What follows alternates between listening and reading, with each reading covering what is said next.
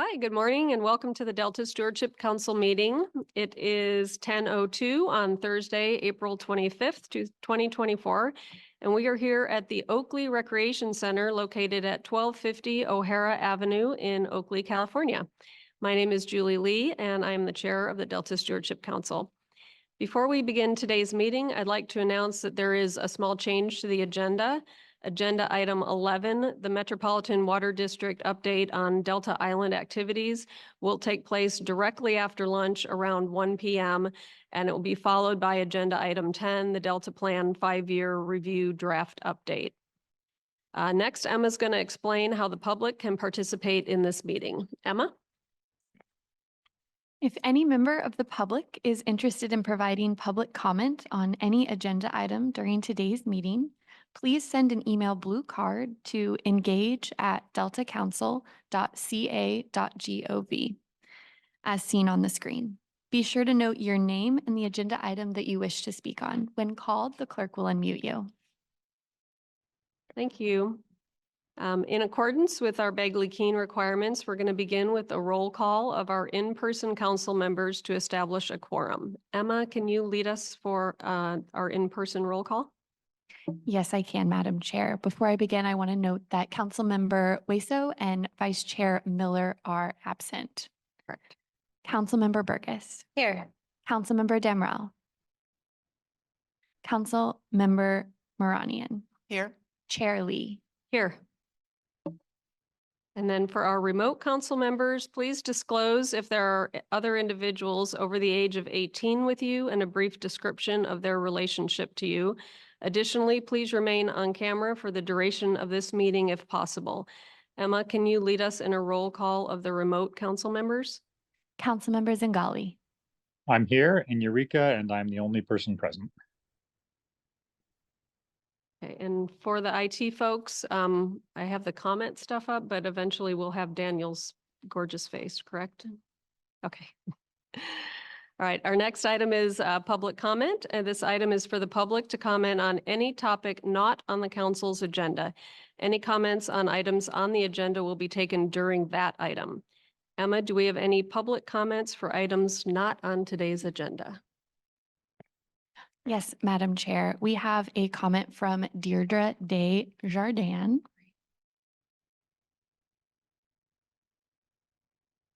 Deirdre, you should be able to speak now. Hello, this is Deirdre Desjardins with California Water Research. And I'm concerned that Delta Science Program staff and Delta Stewardship Council staff don't appear to understand the limitations of the calcium model that was used for the Delta DAPS vulnerability study, and particularly that the model weights Delta exports over meeting carryover storage for the following year. And so the modeling that shows reservoirs drained to near dead pool is based on a model that doesn't optimize meeting those carryover storage targets, and it's incredibly important. It's been incredibly important in the past decade of, drier dries and wetter wets and not much in between. One of your recommendations in Delta Adapts that I had to go pull a transcript to get clearly was that the Water Board develop climate-informed Bay Delta water quality objectives for human uses in the Delta. And if you go look at the underlying technical memo, the modeling, the technical memo on water supply reliability doesn't support that and says that further studies need to be done by DWR to establish whether they can meet the Bay Delta water quality objectives. And I've been calling for such studies. There were requests by many, many protestants in the water fix, water right petition hearing, meeting, carryover storage, and having the ability to meet beneficial needs in the Delta and the Sac River was a huge concern of, and I think even the San Joaquin was a huge concern of every water user upstream and in the Delta. So I just wanted to flag this, and I've been trying to get an answer from Jeff Henderson if he's aware of the limitation of the model.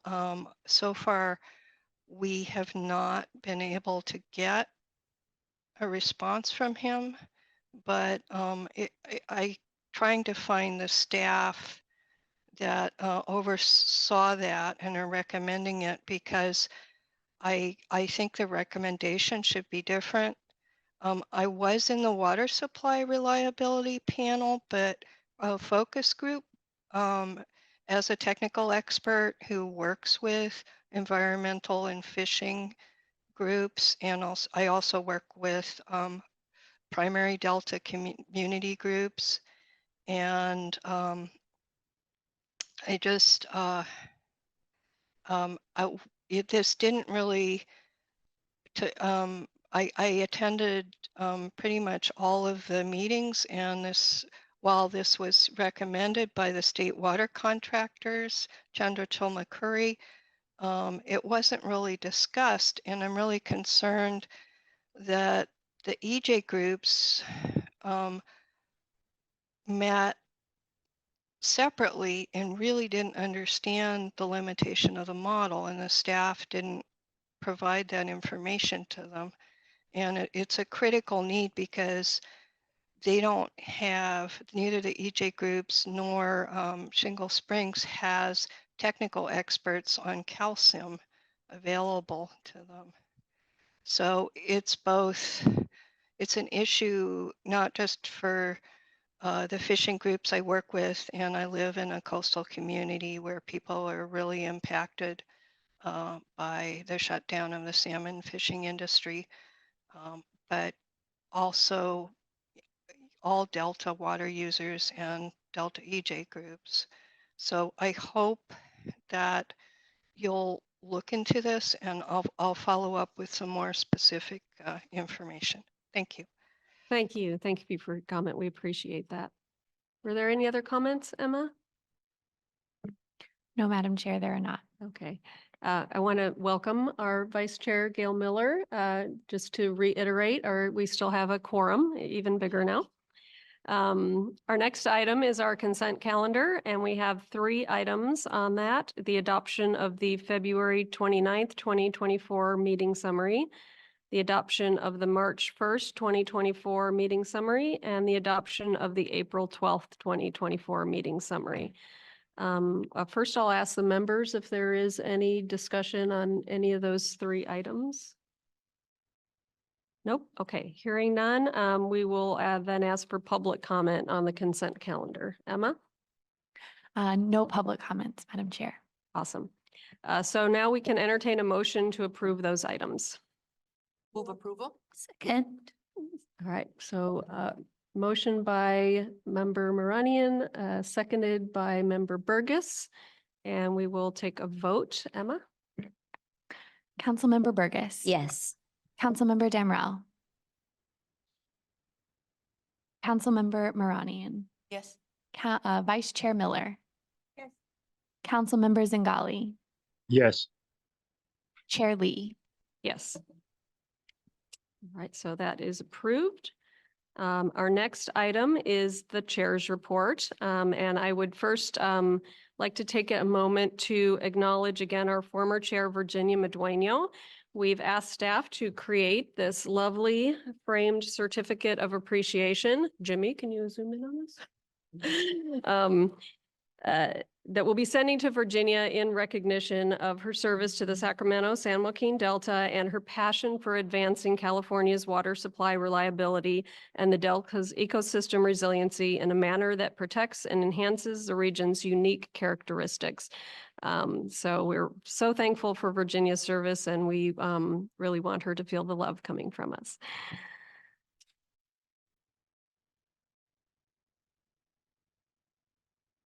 I'd also like to, so we're going to move on to the Delta Plan Interagency Implementation Committee update.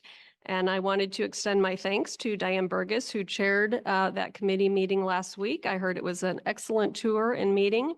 And we have next up Amanda Bowl, our Special Assistant for Science and Planning, joined by Minachi, our Executive Fellow, to give us an update on DPIC. Great. Thank you, Chair Lee, and good morning, council members.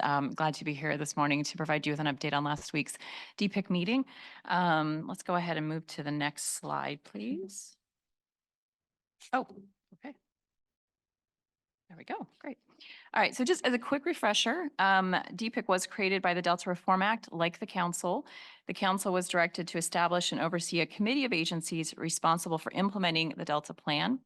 To visually understand DPIC, this graphic showcases the interconnected nature of the 18 state and federal agencies who have a role in implementing the Delta Plan, the subcommittee structure, and the co-equal goals. DPIC consists of state and federal agencies and generally gathers 2 times a year to help facilitate collaboration for a healthy Delta. So I'll now turn it over to Minachi, who will provide an overview of the April 15th gathering. So 2 Mondays ago, we had a DPIC spring gathering for 2024 in Stockton with a focus on environmental justice. So the first part of the gathering was a 2-part tour led by Little Manila Rising, a local nonprofit and member of the council's environmental justice expert group. So we were able to tour the Little Manila Historic District in downtown Stockton and the Edible Schoolyard Community Farm. Attendees were able to listen to members of the Little Manila Rising nonprofit and learn about EJ issues in Stockton, and also observe how planning decisions have affected the community. We also want to say a huge thank you to Councilmember Burgess for chairing this meeting and doing an excellent job at doing so. And as you can see in the picture on the top right is Councilmember Burgess kicking off the tour in the Little Manila Historic District. And below that, we have a group picture taken at the Edible Schoolyard Community Farm. So after the tour, we had Amanda and Morgan Chow gave an update and overview of the council's tribal and environmental justice issue paper, which we are planning for release in mid-June for public review.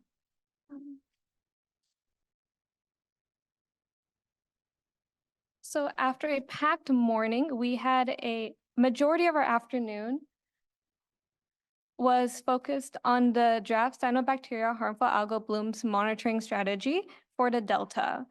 And DPIC members were able to hear why we created the strategy, the strategy itself, and the public feedback we received during the public comment period, and decide to endorse the strategy in the draft strategy in concept.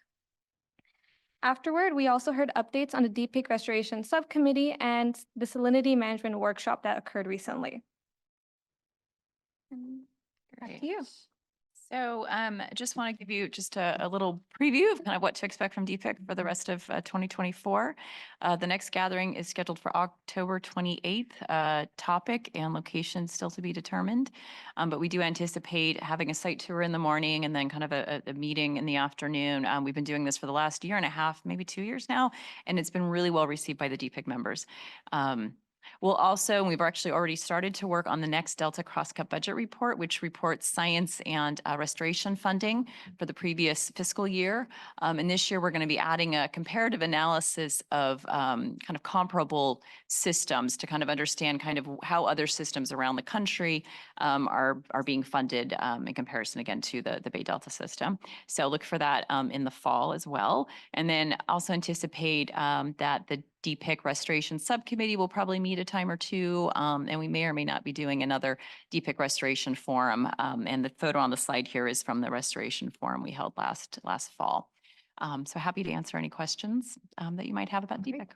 Diane, I'm curious to get your perspective on the meeting. Yeah, I'll say it was a bit intimidating to take on that role, but staff did a really great job of preparing me and communicating. So I want to thank you both for the work that you did. The tours that day in Little Manila and at the Edible Schoolyard, I think were very meaningful for a lot of those folks that attended, to stand there and to be able to look around and to picture what used to be and what is and what could be, was really valuable for all of those folks that are on the ground making those decisions. So it was very helpful. When we got to the hotel where the other half of the meeting is, I've got to say that our lead scientist got a little fangirl activity. She pointed out that Lydia Bastianich, am I saying that correctly, Samari? Okay, Bastianic was there, who is a famous chef that's on NPR. And she was there in Stockton to go to the Edible Schoolyard to understand that while there is food being created all over, there are vulnerable communities that are not accessing it. And I just thought that was really interesting that we crossed paths on a day when somebody outside of what we do was really trying to point that out. And so the Edible Schoolyard was really interesting to see the industry and the vulnerable communities that live nearby, to see the program. It was just very helpful and valuable. The discussion related to harmful algae blooms was really interesting. You know, all of these different agencies have a different interaction with these algae blooms. It can be a health issue. It can be a environmental issue as far as fish and wildlife. It can be, you know, a water treatment issue. And so for everybody to kind of soak it in and to hear a strategy on understanding the problem and figuring out how to monitor for it and how to maybe predict it, and then how to maybe be able to treat it better in the future, especially as it becomes more of an issue with climate change and interactions of flows that contribute to these conditions. It was very encouraging for everybody to support it in theory, or not in theory, in concept, excuse me. And I think there was some additional kind of focus on reaching out to communities so that they understand the conditions and to acknowledge that in what we do. So I thought it was a very valuable meeting. I appreciate the privilege of getting to chair that meeting, and I thought the content was very valuable and important. Thank you. Thank you. Is any other members? Daniel, please. Thank you. Well, Councilmember Burgess, you really answered, I think, a good part of my question. I was going to ask staff, but you also, you know, this our connection with Little Manila Rising, this was not just a one-off, as I think we all know. This has been a relationship we've invested in, and I think that's really terrific. And I was just wondering, and I think, again, Diane, I think you spoke to this to some degree, but what are some specific takeaways from that day and from this ongoing relationship with Little Manila Rising as to how we can do better in our authority to be responsive to organizations like them and the marginalized communities they represent?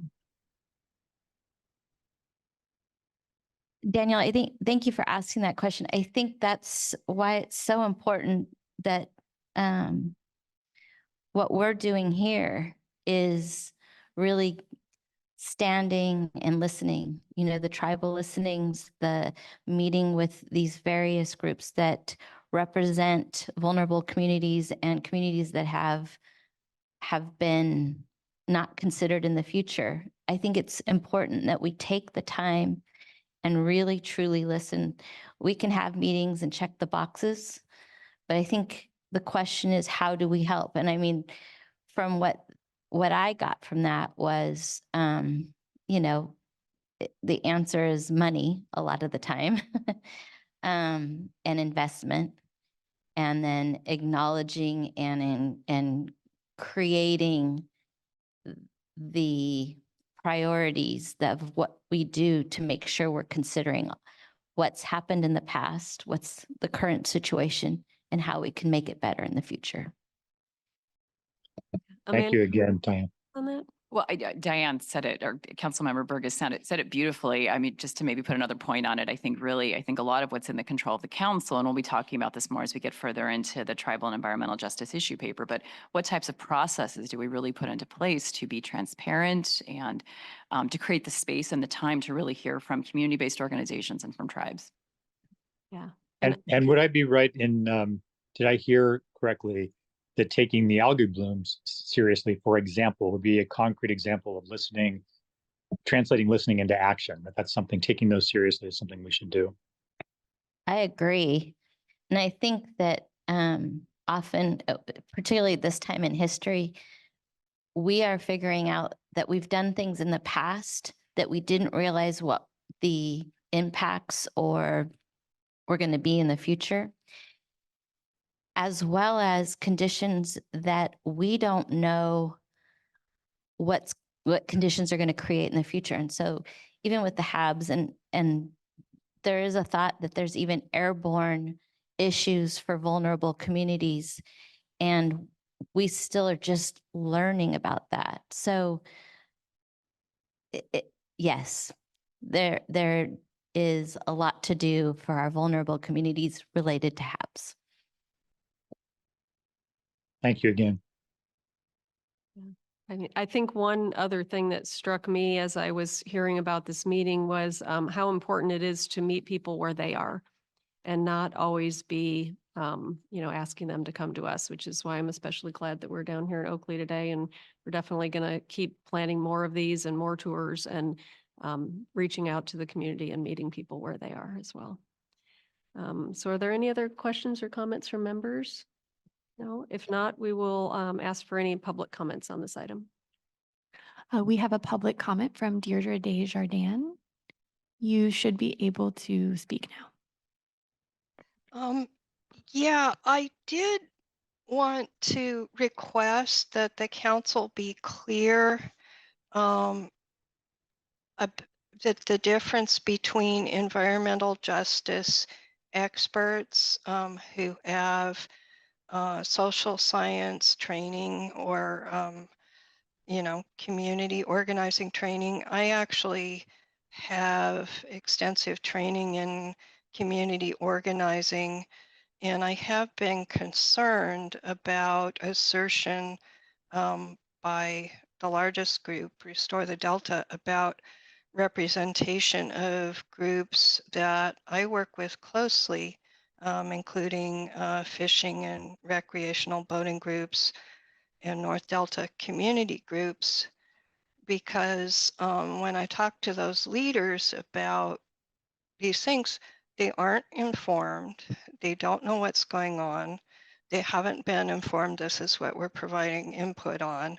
And I think it's a huge outreach issue with, it was a huge outreach issue with the Delta Conveyance Design and Construction Authority Stakeholder Engagement Committee, that people weren't consulted and folks were supposedly being represented, but there's ethical issues aside, and I am concerned, I feel strongly, I don't assert representation of groups.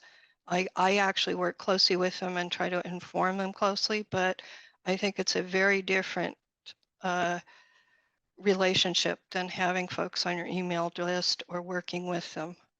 Being someone who works with people in the Delta, I would never assert representation unless I have clear and specific agreements. And I'm going to request that Restore the Delta clarify this. It's an issue for the 8 million modeling collaboratory effort. And nobody I work with, and I started asking, heard anything about that proposal. And similarly, the salinity management proposal, people haven't been asking for their feedback, and there's some really important framing issues, not only for the calcium modeling, but also for the climate change modeling. And we're concerned about the framework for the entire proposal. And some Delta groups had very strong concerns about the proposal that emerged, and they were just left completely out of the loop. They're, they're the leaders on water quality issues. So I hope the council can address those kind of structural issues. I really saw them in the Delta Adapts, and just doing a survey isn't the same as actually getting input from groups and you need to go to the actual communities and find out who the real leaders are. It's something I discovered doing community organizing professionally. I worked extensively with social community mapping and outreach and network weaving, which is connecting groups that haven't been connected before. And I've recommended that as an approach for the Delta Science Program. But you can't do it when the EJ meetings are never noticed. I can't even find information on the board about who's on them. There's no agenda. If this is a standing advisory group for the Delta Stewardship Council, it's subject to Bagley-Keene, like all groups created under the authority of the council. And I've requested before that DPIC is the same way, because it's a multi-member body, that those groups meet publicly. There are similar issues with the Integrated Modeling Committee. So thank you. Thank you. Emma, are there any other public comments? No, Madam Chair, there are not. Okay. Can I just point out that Yes. the agenda and everything is posted on the Delta Stewardship Council's page, and there is a DPIC page, and I believe everything is documented and agendized and all that. Thank you. I think you're correct. So next up on our agenda is the Executive Officer's Report. So I'll turn it over to Jessica Pearson to give us a legal update and a legislative update. Good morning. Thank you so much. I'm happy to be here in Contra Costa County at the beautiful Oakley Recreation Center. This is my first time here, and it was definitely a bonus to get to drive through the Delta this morning to start my day. I'd be remiss if I didn't congratulate our new chair, Julie Lee, and our vice chair, Gail Miller, who were elected at our last meeting on April 12th. This is our first full meeting together, and I'm looking forward to what we can all accomplish together.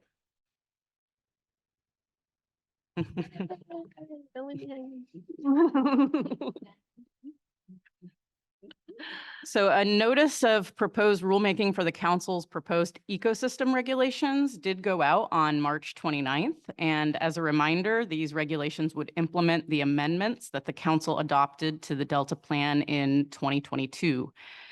Comments may be submitted via email at deltacouncil.ecosystemrulemaking@deltacouncil.ca.gov or via U.S. mail, postmarked no later than May 14th, 2024. And comments regarding this rulemaking can also be heard during a public hearing scheduled for May 14th, 2024 from 4 to 6 p.m. at the Natural Resources Building in Sacramento, 715 P Street, room 2309. We have had no covered action filings since our last update. We do have a few comment letters. And these are in your packet, but I'll go ahead and summarize them. On April 4th, council staff submitted a comment letter to Contra Costa County's Department of Conservation and Development regarding their draft environmental impact report for their county general plan and climate action update. The letter outlines the Delta Plan regulatory policies that may apply and invites staff to engage with council staff in early consultation. Bless you. On April 19th, council staff submitted a comment letter to the City of Fairfield's Planning Division regarding their comprehensive general plan update, housing element update, and climate action plan notice of preparation for their environmental impact report. The letter outlines, again, Delta Plan regulatory policies that may apply and invites the city staff to engage with the council in early consultation.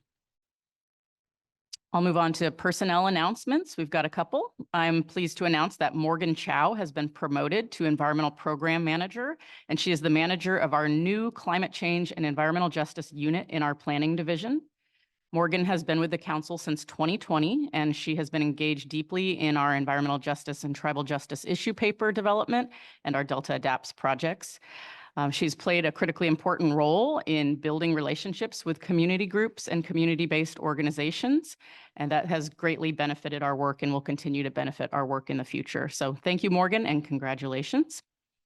I'd also like to welcome the council's new HR analyst, Claudia Vasquez. Claudia brings a wealth of HR knowledge to the council, and she's been an employee of the state of California for 12 years, so we're happy to have her.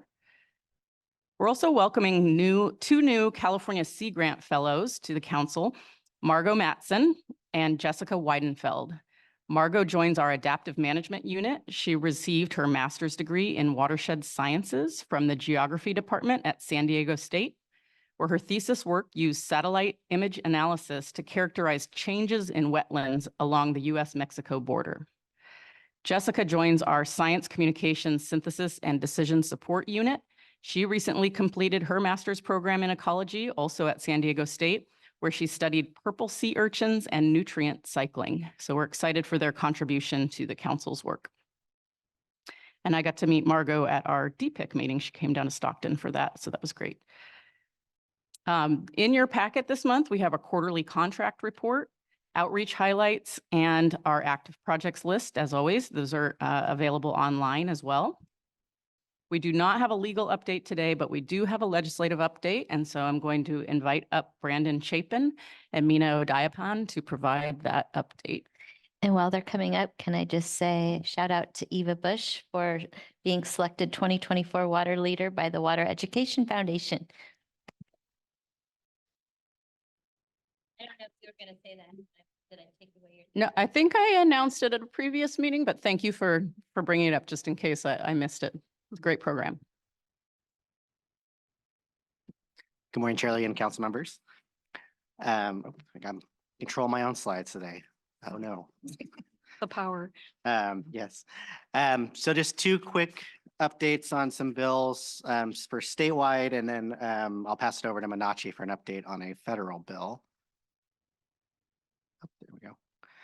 So the first one I'd like to bring to your all's attention is AB 2614. This is from Assemblymember Ramos. This bill would require that any water quality control planning that the water board does has to consider tribal beneficial uses. And I'm bringing it up to your attention because this includes the Bay Delta Water Quality Control Plan. This bill did pass out of the Assembly Water, Parks and Wildlife Committee on Tuesday, and will continue through the process. It still has a long way to go through the rest of the legislative year, but just wanted to bring this here to your all's attention as it was just recently amended to include this, these details. The next bill is SB 586 from Senator Eggman. You'll remember that I've brought this up to the council a few times over the past year and a half. This was a 2-year bill from last year. This bill was recently amended to adjust the deadline for the Mossdale Tract and the city of West Sacramento to achieve an urban level of flood protection. Mossdale Tracts was 2028. The city of West Sacramento was 2030. This extends that deadline to the year 2040, but then also does require both of those entities to submit an update to the legislature every 5 years on the progress they're making towards achieving that urban level of flood protection.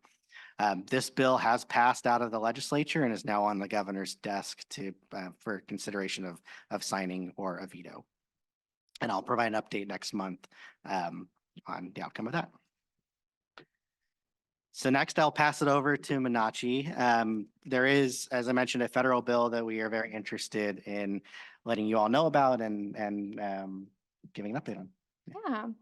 So HR 7719 is a bill introduced by John Garamendi, and it's called the Abandoned and Derelict Vessel Removal Act of 2024. The purpose of this bill is to provide for the removal of abandoned vessels, and I'll go more into how it does that in the next slide. So currently, the bill is in the House and has been referred to the committees on Transportation Infrastructure, Armed Services, and Ways and Means for a period to be determined by the Speaker. However, Section 2, which is the prohibiting abandonment of vessels, was incorporated into the Coast Guard Authorization Act, HR 7659, which is the annual operations bill for the Coast Guard. So as I mentioned before, this bill has a lot of measures to help to provide for the removal of abandoned vessels and derelict vessels.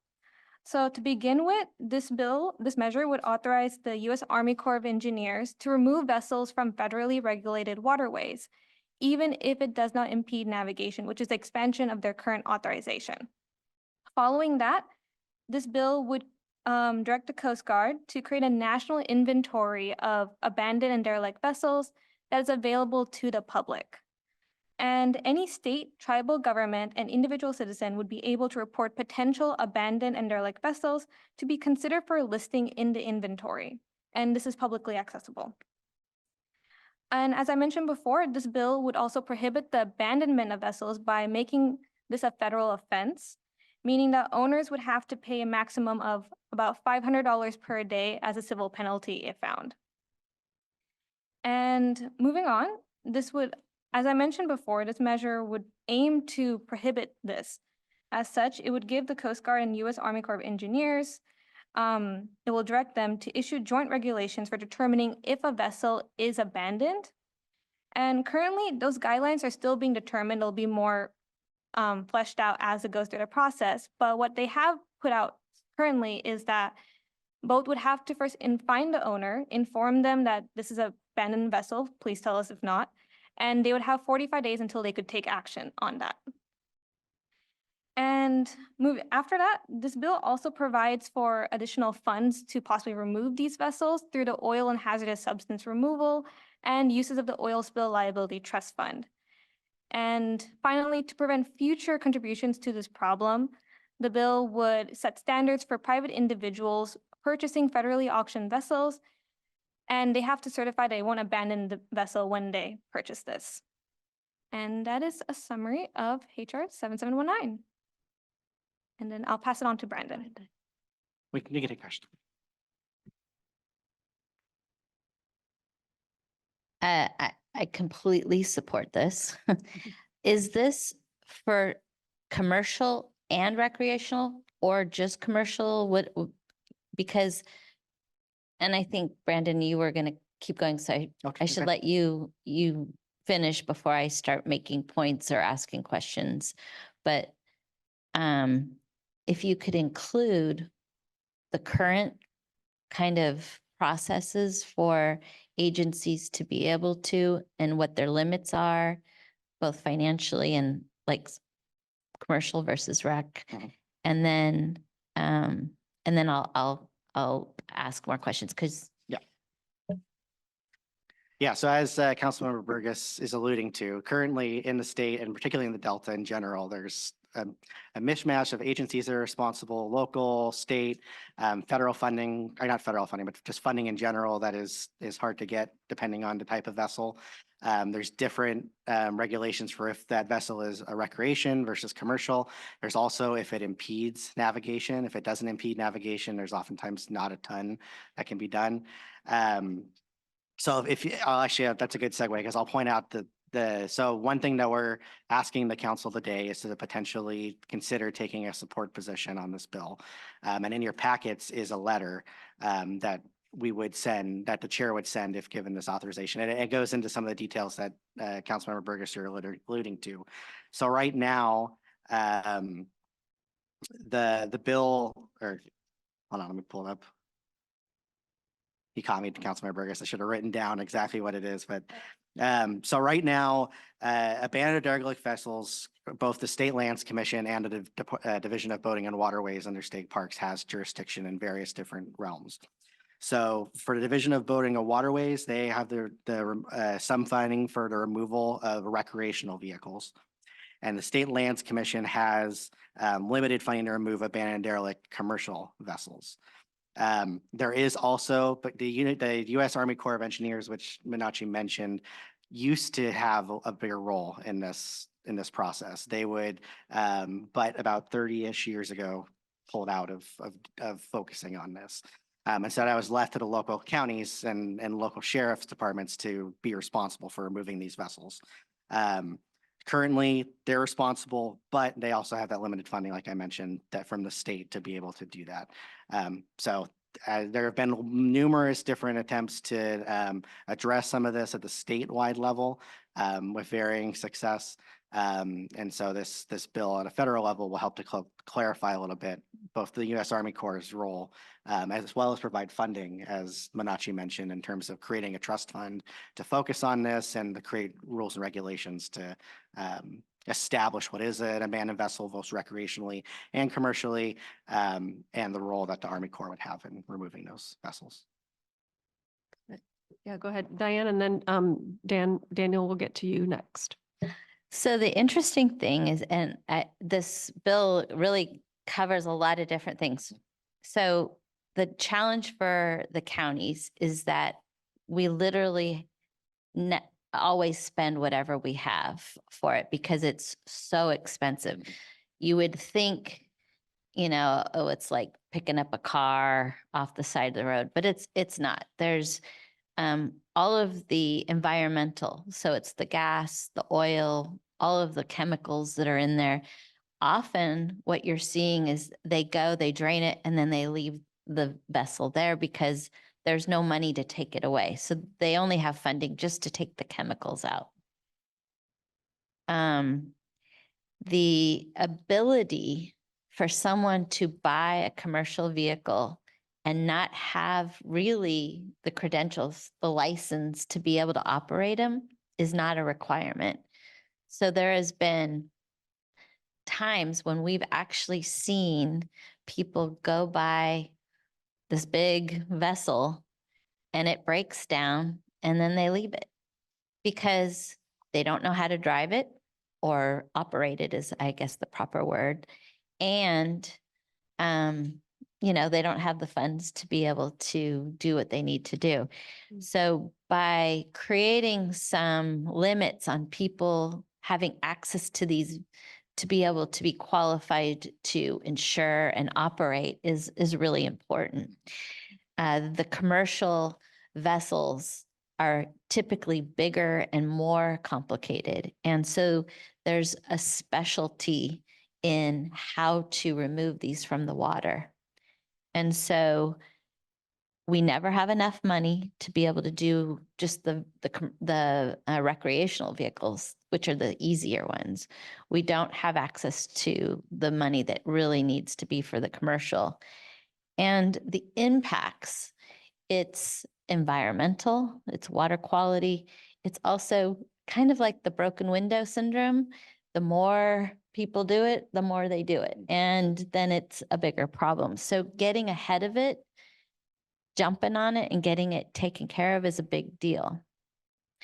And finally, and I don't know the details of this, but in our budget hearings on Monday, I was informed that the Coast Guard is declining or is not going to be covering certain areas of the Delta, which is going to put more pressure on our sheriffs and fire to meet certain types of calls.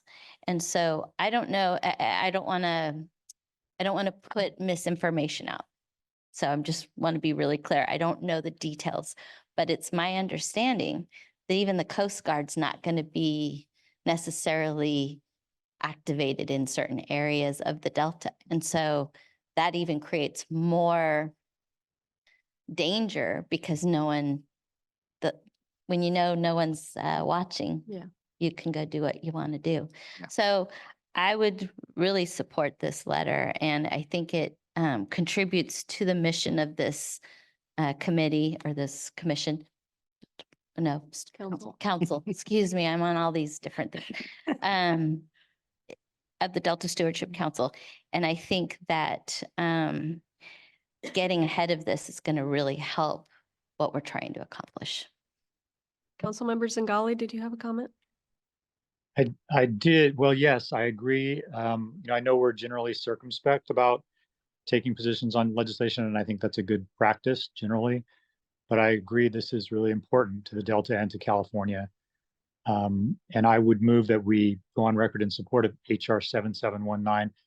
And just one footnote to that motion, which is I trust that there will be some attention in the rules and regulations when they're put out that I think you said $500 a day fine won't unreasonably burden, a small 2 kids in a rowboat or a kayaker or something like that, and assuming there's something proportional in there or will be. I would make a second to that. Thank you. Yeah, and Councilmember Zingali, I can keep you updated on that, on one, as the bill progresses, and 2, if it ends up becoming law, on any of the regulatory aspects of it, specifically for that you mentioned. And I'll also just touch on something that Councilmember Burgess added as well. One thing that is something that the council has taken a position on in the past too, is in terms of legislation. It's one of the few bills that in terms of statewide legislation that the council has taken a position on because of how important this issue is in the Delta. So just wanted to add that point as well. Do any other members have any comments on this? Yeah, I think this is highly important. We've heard time and again from folks that have come to us in the Delta that this is a real issue for them, and I think it's important for us to take a stand on it. I agree with Councilmember Zingali's statement that we are very careful about what types of bills that we come out and support. And so I think that also makes it even more important when we do take a stand. So before we move to a vote to cover our motions, I'm going to ask if there are any public comments on the legal or legislative updates or anything else. Jessica, did you want to close out the executive? Actually, there was one more part of the executive officer's report, an update on the EJ and tribal issue paper, but we can take public comment now on this item if you'd like. Yeah, I would like to do that. And Chair, real quick, if I might interrupt, I do want to add one little caveat to Councilmember Zingali's motion. If we go to the next slide, part of the motion was just to authorize the chair to submit a letter to Congressman Garamendi as well. So just to be sure to add that possibly to the motion. Okay, yes, we will restate when I call for the motion, I'll restate it and then we'll let Daniel chime back in. But yeah, I would like to give an opportunity for public comments on our update so far from the executive officer's report. So Emma, is there any public comment? We have a public comment from Deirdre Desjardins. You should be able to speak now. Yeah, so I did have a comment on the quarterly contract report, and it does show contracts with Restore the Delta and Sacramento Homeless Coalition on the EJ expert paper. And so they are contractors with the Delta Stewardship Council, and they do have conflict of interest. They fall under conflict of interest provisions. And part of the reason I was concerned about this was the way in which the former Delta lead scientist, Laurel Larson, did engagement for developing the $8 million modeling collaboratory proposal. It seemed to largely be with Restore the Delta and tribal groups, and it was focused around those groups and also the Nature Conservancy. And I had worked with groups that had extensive concerns about the modeling and have issues. We've been trying to get modeling of more conservative reservoir operations because that's what hammered the Chinook salmon last year. And so I wanted to go back to the standing committee issue because advisory committee. So if there's a standing advisory group of a multi-member body, it's subject to the same Bagley-Keene meeting acts, not just the Delta Stewardship Council or not just DPIC, but the meetings of this advisory group also have to be agendized and noticed, and it allows for people who aren't on the committee to have input. And I think it's particularly important for the EJ group because primary Delta groups, particularly North Delta community groups, aren't represented. I've heard from them that they've had problems getting input through some of the EJ expert groups. And also for groups that are working on issues like the modeling collaboratory really affects fishing. It really affects fisheries. And there was a salmon use case developed and no consultation, as far as I could tell, with any of the fishing groups that I work with. And we're trying to get involved at this point, but it's sort of too late for some input, particularly about climate change issues. So it's impacting the work of the Delta Science Program. And that's why I keep bringing this up in ways that I think are profoundly adverse to survival of the fishes, because the $8 million modeling collaboratory is the biggest chunk of funding we're likely to see for years to model operations that could preserve salmon fisheries. And my community was devastated. The entire salmon fishing industry has been shut down. And not to have that early input was really by people who'd studied and worked on it. And I worked very closely with Pacific Coast Federation of Fishers Missions Association, was really compromised the integrity of the entire proposal. And it's not really a modeling collaboratory. It's more focused around the needs of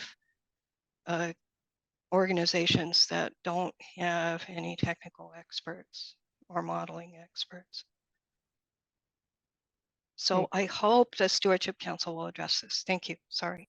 Thanks for your comments. Yeah, if I may just. Yeah, I'm going to turn it over to Jorge just briefly because I think part of this is easily addressed. So I just want to give the opportunity to do that publicly. Go ahead. Sure. So an advisory committee is subject to Bagley-Keene, but how what is and is not an advisory committee also can be very technical, and it is pretty well construed by statute and law. So we're very careful with making sure that that the bodies that actually are advisory committees are run through Bagley-Keene. Secondly, I just also would just remind the public that for public comment, it is limited to the agenda item, with the exception of our general public comment at number 3.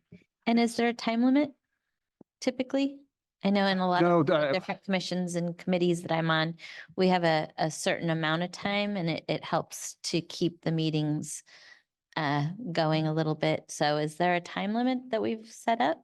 I know we have a packed agenda today. I can discuss that with the chair perhaps at lunch. Thank you. Okay. Yeah, I think typically, I'll just say past practice has been about 3 minutes, and we usually have a timer. And so Yeah, we'll definitely take that. Apologies, we had a snafu there. Yeah.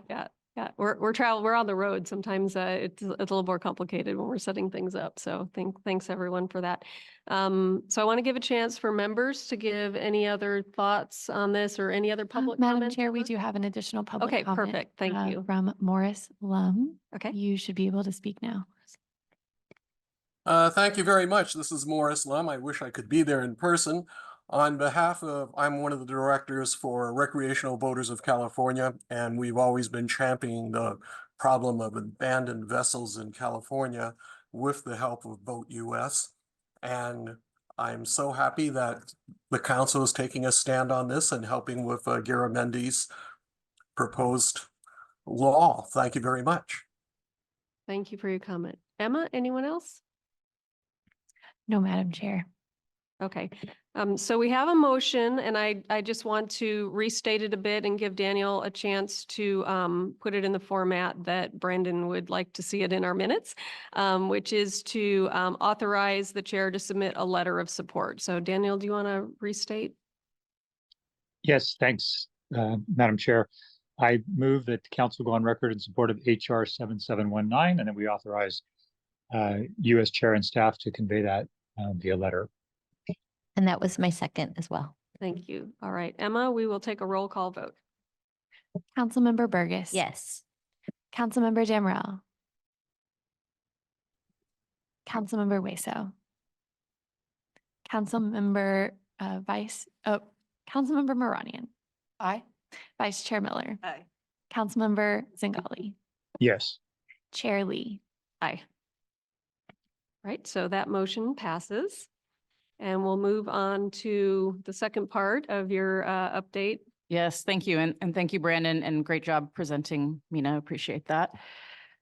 So next I'm going to invite up Special Assistant for Planning and Science, Amanda Bowl, again, to give a brief update on the development and imminent future draft release of the Tribal and Environmental Justice issue paper that we've been working on. Thank you, Jessica, and good morning again, council members. So it has been several months since I have provided the council with an update on the tribal and environmental justice issue paper. And since we have a few newer members and we are getting close to releasing the public review draft, I just thought it might be helpful to provide you with an overview of the project to date and kind of what to expect over the next few months as we get closer to releasing the public review draft. Okay, slide. All right, so this effort was an outgrowth of the council's 2019 five-year review. So this was the first five-year review that we conducted. The council adopted a resolution in support of the recommendations in the 2019 five-year review, which included the development of an issue paper to investigate the potential need for additional strategies or responses within the Delta Plan to address disadvantaged communities and environmental justice. When we began this effort, as directed, the focus was environmental justice. But through this process, as well as the tribal listening session that the council hosted last spring, it really became evident just how important it was to expand the focus and the intent of this paper to include tribal justice. While EJ issues are oftentimes tribal issues and vice versa, they must be addressed with respect to tribal sovereignty. And tribes experience their own disparate impacts, concerns, and relationships as they relate to environmental justice. So hence the kind of the newer title, Tribal and Environmental Justice Issue Paper. So we have three primary goals for this effort. First is to build a network of community leaders and organizations to inform and support the council's environmental justice work. Second, identify environmental justice impacts or issues impacting communities in and around the Delta. And then finally, identify options to address those issues. And so to address these objectives, we've undertaken a multi-year and a multifaceted approach to building connections and understanding issues. Kind of hard doing double duty here and moving my slides all over places. All right, so we started this effort back in 2021, again, following the 2019 five-year review. Early on, we convened what we call the EJ Expert Group, which we've heard about a little bit already today, comprised of members from 4 organizations who work on tribal and environmental justice issues in and around the Delta.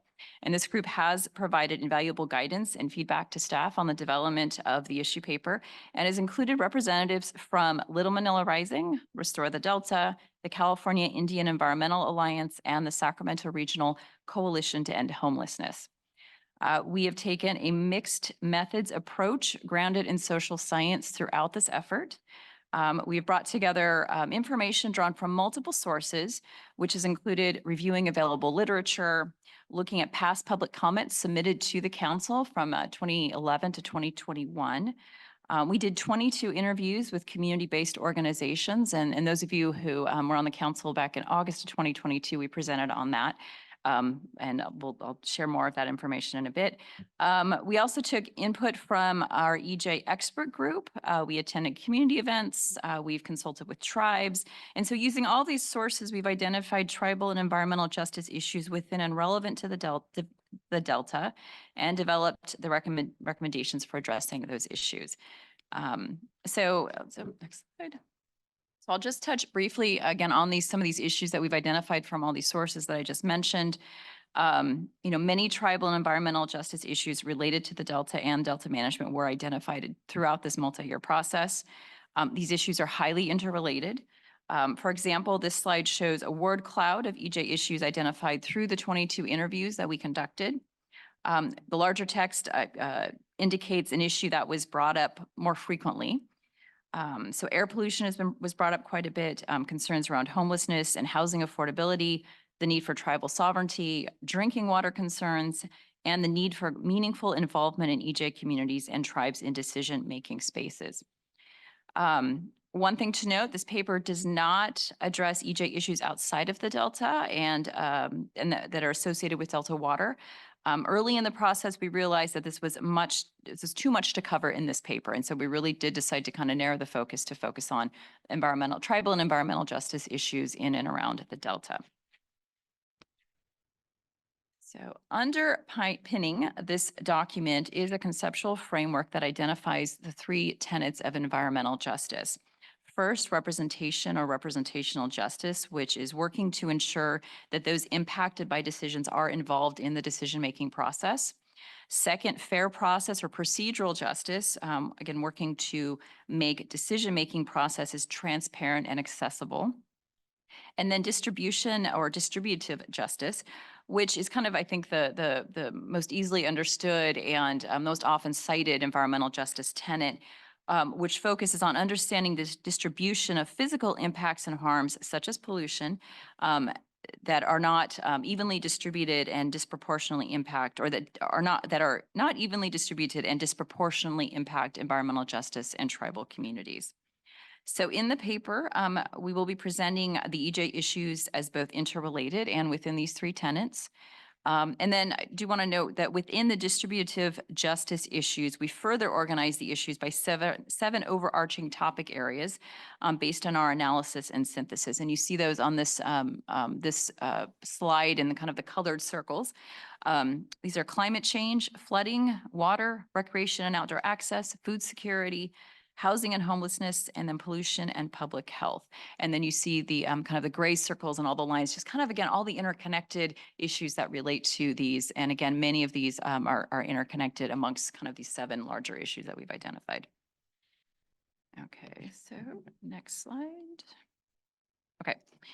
So the draft issue paper, which we are currently finalizing for public review, includes a robust section on current environmental justice issues, which I just touched on. It also includes a section on the history of tribal and environmental justice in the Delta. And all of this research has been conducted to really help the council, all of you and staff, to better understand what we can do differently to both address injustices and not to perpetuate them further. And so with this in mind, the paper will also include a set of recommendations, both for agencies working, all agencies working in and around the Delta, but then also ones that are specific to the council itself, kind of things that are within our control. Okay, so, all right, the last slide. So as I mentioned, we are currently finalizing the public review draft.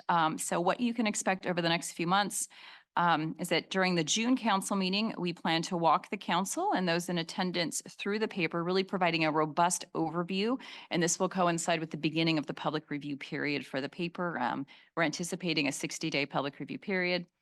And then at the July council meeting, we'll host a workshop similar to what we did for Delta Adapts, that really kind of, bringing some of the expert group members to the table and providing an opportunity to really dig into the various sections and contents of the paper. And then we will take the summer to incorporate public comments and then ideally present the final to the council at the October meeting for endorsement. So with that, I'm happy to answer any questions. Thank you. Members, does anyone have any comments? Daniel? Sorry about that. My raised hand seemed stuck. I did not have a question, but as always, I really appreciate this body of work. Thank you. Thank you. Member Burgess? Amanda, thank you. I appreciate this. I was sitting here thinking about the idea of being someone that may have historically not even been at the table. And so what is that experience? First of all, it's like, well, who the heck am I talking with? And then it's understanding the role of the people I'm sitting at the table and what is their motivation, what is their agenda, it's then understanding the scope of what you're asking me to comment on or to explain to you.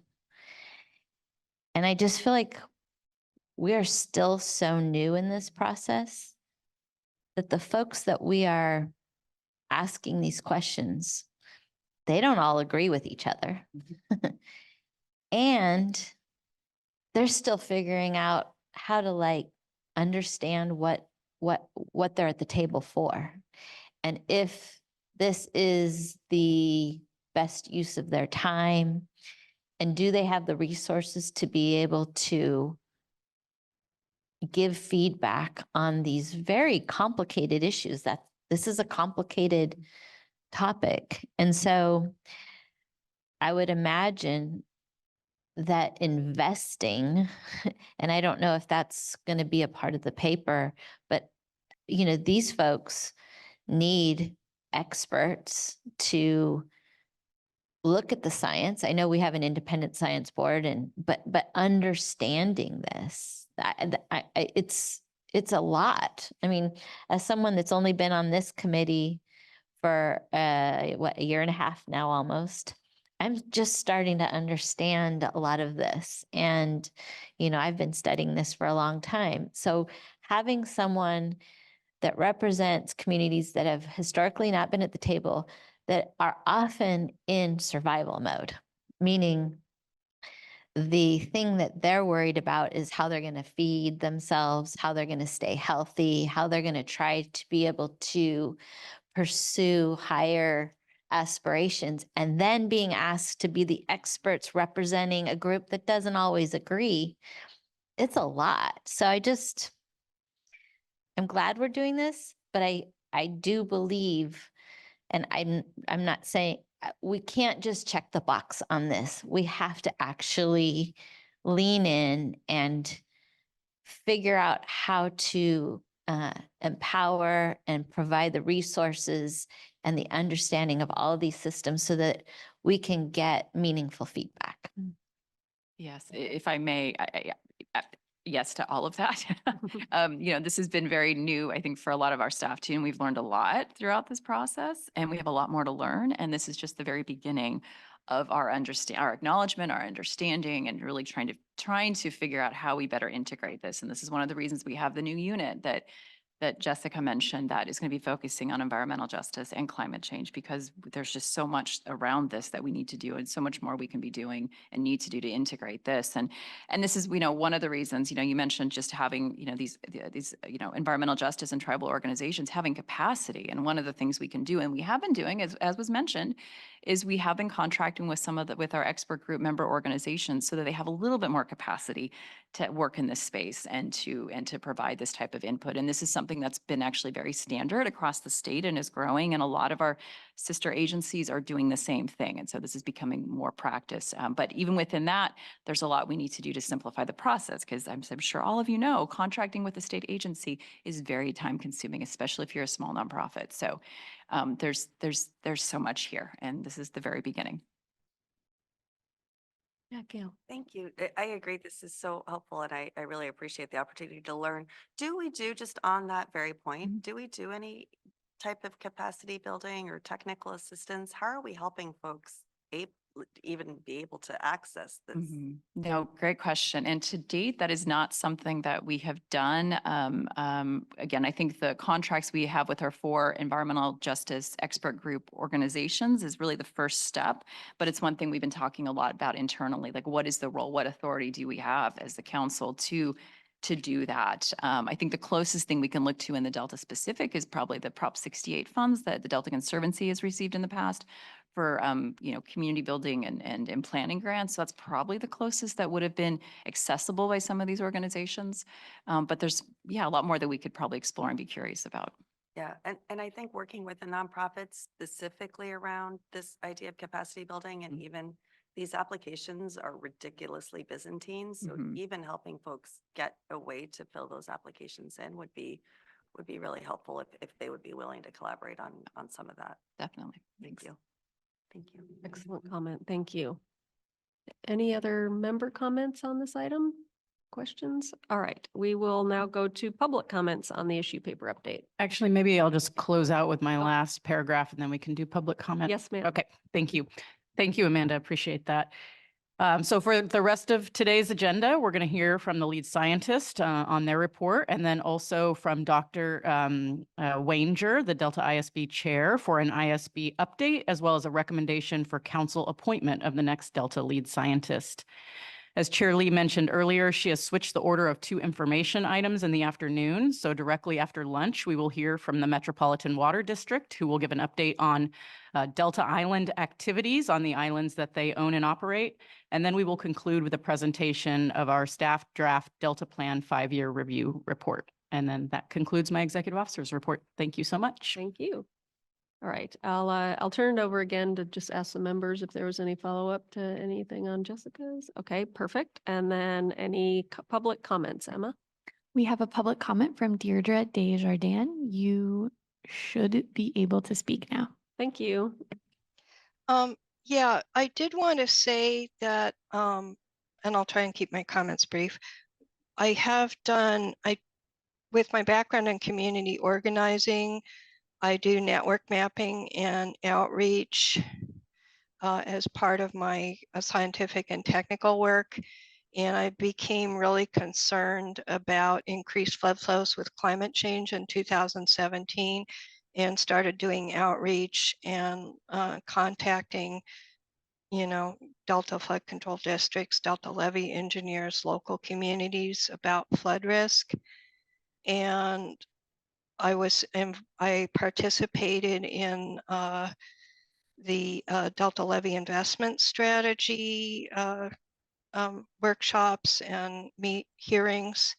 And I was really concerned that the primary Delta communities didn't have anyone representing them in that process.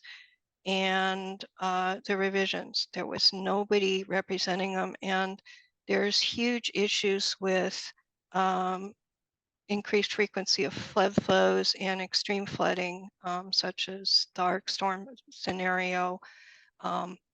There's a 50-50 chance of an extreme flood by over the next 40 years by Daniel Swain.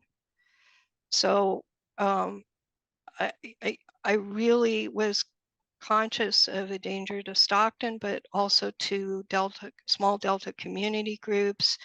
And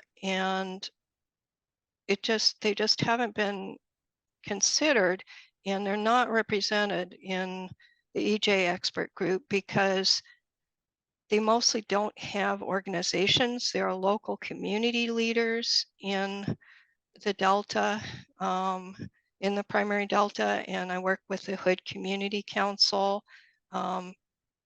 But there's only 10,000 people who live in the primary Delta, and they're scattered in these small towns that have, the North Delta has closer connections with Sacramento than it does with Stockton. The Delta legacy communities are struggling, and they don't pass traditional environmental screens. So there was an adjustment made for Stockton, I think maybe with input from Restore the Delta and the Delta levee investment priorities, but not for North Delta, small communities in the North Delta, which are very vulnerable to climate change because they don't live in a polluted environment. The state EJ screen doesn't ranks based on polluted environments and not on climate risk. Okay, thank you. Thank you. Our next agenda item is our lead scientist report. I want to note that our time we're a little bit behind. So I'm gonna ask our lead scientist, Lisa Marie Wyndham Myers, to just keep an eye on the clock a little bit more closely. We do have a packed agenda today, and we definitely want to kind of be able to get to some of our afternoon activities in a very timely manner because of some commute schedules. So I just want to kind of keep it moving along as efficiently as we can. So I'm going to turn it over to Lisa Marie and Denise Colombana, our senior environmental scientist. Thank you for the introduction, Chair Lee. Yeah, it's a pleasure to be bringing Denise Colombano to the dais to talk about this paper that just came out, which we're going to highlight. It's something we're pretty proud of. It's a direction that we'd like to keep going. This work on syntheses, it's taking 40 years of monitoring data and pulling it all together to tell a bigger comprehensive story of the Bay Delta. And the slides have been printed out, and I think you'll enjoy this presentation by one of the co-authors, Denise Colombano. And I'll say that the lead authors, Tanya Rogers and Sam Bashevkin, Sam also comes from our program. So it's a pleasure to see this come out in such a high profile journal. Thanks, Denise.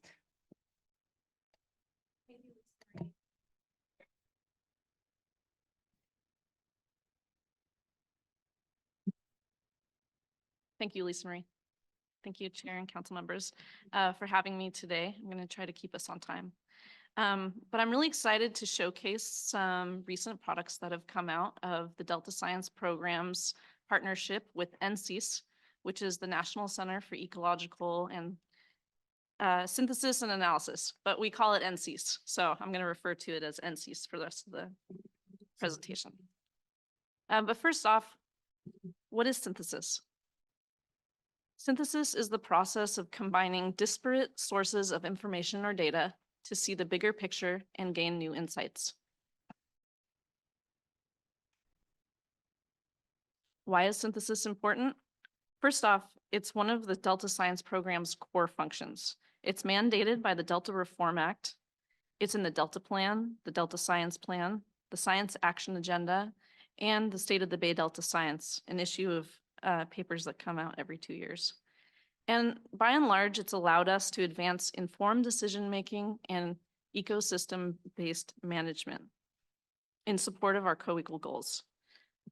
One of the nice things about synthesis is that it's cost-effective.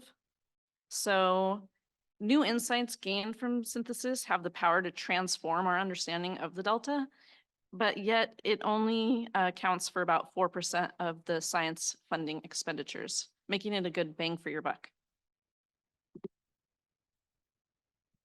And how are we advancing synthesis? Well, as I mentioned, we have a partnership with NCEAS, and this is a world-renowned center known for advancing what's called open science.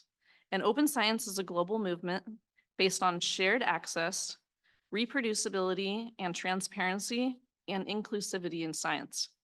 In fact, our own AB 1755 is a part of this movement with the requirement for publishing open data. Now, our NCEAS workshops provide high-quality training in data science and statistics, and participants can immediately apply these new skills to synthesize existing data and produce relevant research to management. The first cohort of participants focused on the topic drivers of the estuary food supply, which was a critical knowledge gap identified by the Delta ISB. The participants were early career researchers from 9 different agencies and universities. Personally, I was a participant during my postdoc at UC Berkeley, and I benefited greatly from the training that I learned there. And I jumped at the chance to apply for this position as a synthesis scientist in the science program. So this is hot off the press. The reason that I'm here today is I want to showcase this paper. The title of it is Evaluating Top-Down, Bottom-Up, and Environmental Drivers of Pelagic Food Web Dynamics along an Estuarine Gradient, a long title. Okay. It accurately reflects the amount of data that has gone into it. So I think, but anyways, this is published in Journal of Ecology, and it's a great example of science synthesis, also of open science, because all of the data products are fully reproducible and available to anyone with an internet connection. So a little background first on what this is about. What do we mean by top-down versus bottom-up? These are basically hypotheses about how different components of a food web interact with each other. So, for example, top-down control occurs when the number of predators in the system, such as large predatory fish, think of as a large striped bass, controls the number of prey through direct consumption. That would be in contrast to bottom-up control, which occurs when the availability of food resources, such as phytoplankton, which are tiny photosynthetic organisms that make up the base of the food web, controls the number of the consumers, such as zooplankton or forage fish. An alternative hypothesis is that the environment may control organisms through direct effects based on physiology, so tolerances to the environment like salinity or temperature, or perhaps behavior. So we built and tested a model of the food web based on published literature and expert opinion, and we included all three of these drivers in a single model. And in this model, I'm just going to walk through here with my pointer. I don't know if this, okay. The environment may affect the food web directly. Nutrients may affect phytoplankton. Phytoplankton may affect zooplankton. Zooplankton may affect itself because there are predatory zooplankton and there are herbivorous zooplankton, so they eat each other. And then zooplankton may affect estuarine forage fishes and predator fishes and so on. And so this is the nature of the model that we built. We also added clams, which can filter phytoplankton and competition from other fish species. But we were able to find corresponding data from 8 different data sets that were freely available, and we were able to quantitatively test these hypotheses in a single model. So this is why this is such a great example of synthesis, is because none of these data sets had been put together in this way and tested in this way. Here's the table of data sets from various state and federal long-term monitoring programs. As Lisa Marie mentioned, this is an impressive 40-year data set. So it goes all the way back to 1980. It also covers some different ecologically distinct parts of the Delta, so from fresh water areas down to saltier areas. So to get to our key findings, this was really cool. All 3 drivers were important in the models. We didn't necessarily expect that. And just some examples, there was a top-down effect of clams on phytoplankton. There was a bottom-up effect of phytoplankton on zooplankton, zooplankton on each other, as we had hypothesized, where predatory zooplankton consumed herbivorous zooplankton, and then the zooplankton on forage fishes. There was also an environmental effect. One example is turbidity, which is water cloudiness on forage fishes directly. The second finding is about data quality and quantity issues. Though we were able to build this amazing model, we did find that there was not enough data to determine the effects of large fishes, such as large striped bass. That just has to do with the fact that many of the sampling programs don't adequately catch them. They're large, they swim quickly. A lot of the times we're catching smaller fish, so that's a data gap. Another data gap is how we used phytoplankton data. We used something called chlorophyll A as a proxy for phytoplankton. We really think that going forward, having phytoplankton species would be better quality data for this type of, for this model. It's getting a little bit down in the weeds. Okay, so key takeaways for research and management. The #1 thing is that asking a big picture question and synthesizing 8 sources of existing data, no new data collection, revealed new insights that were not previously known or quantified. So for instance, we didn't know before that the effects of these drivers could be similar to each other in the Delta. And the science community had not yet had this empirical demonstration of phytoplankton to zooplankton to fish. We hypothesized it for a long time, but we were actually able to statistically detect this relationship, which is really helpful for many of the modeling and management, frankly, of food webs. So modeling results support the idea that ecosystem-based management can achieve desired food web responses. And overall, these results are relevant for flow releases, habitat restoration, permitting decisions, etc. So stay tuned for other exciting products from our NC's partnership. These are some titles: food web responses to floodplain inundation, benefits and burdens of ecosystem restoration on human communities, costs and benefits of invasive species versus recreation. And lastly, I encourage you to check out our recent Earth Day blog by Miranda Tilcock, Making Everyday Earth Day, Analyzing Data with NCs. Thank you for having me, and I'll take any questions. I appreciate this is really interesting, the model, the synthesis of all these elements and the drivers. My question mostly is, we're going to come up with a to-do list of things that you derive from this study.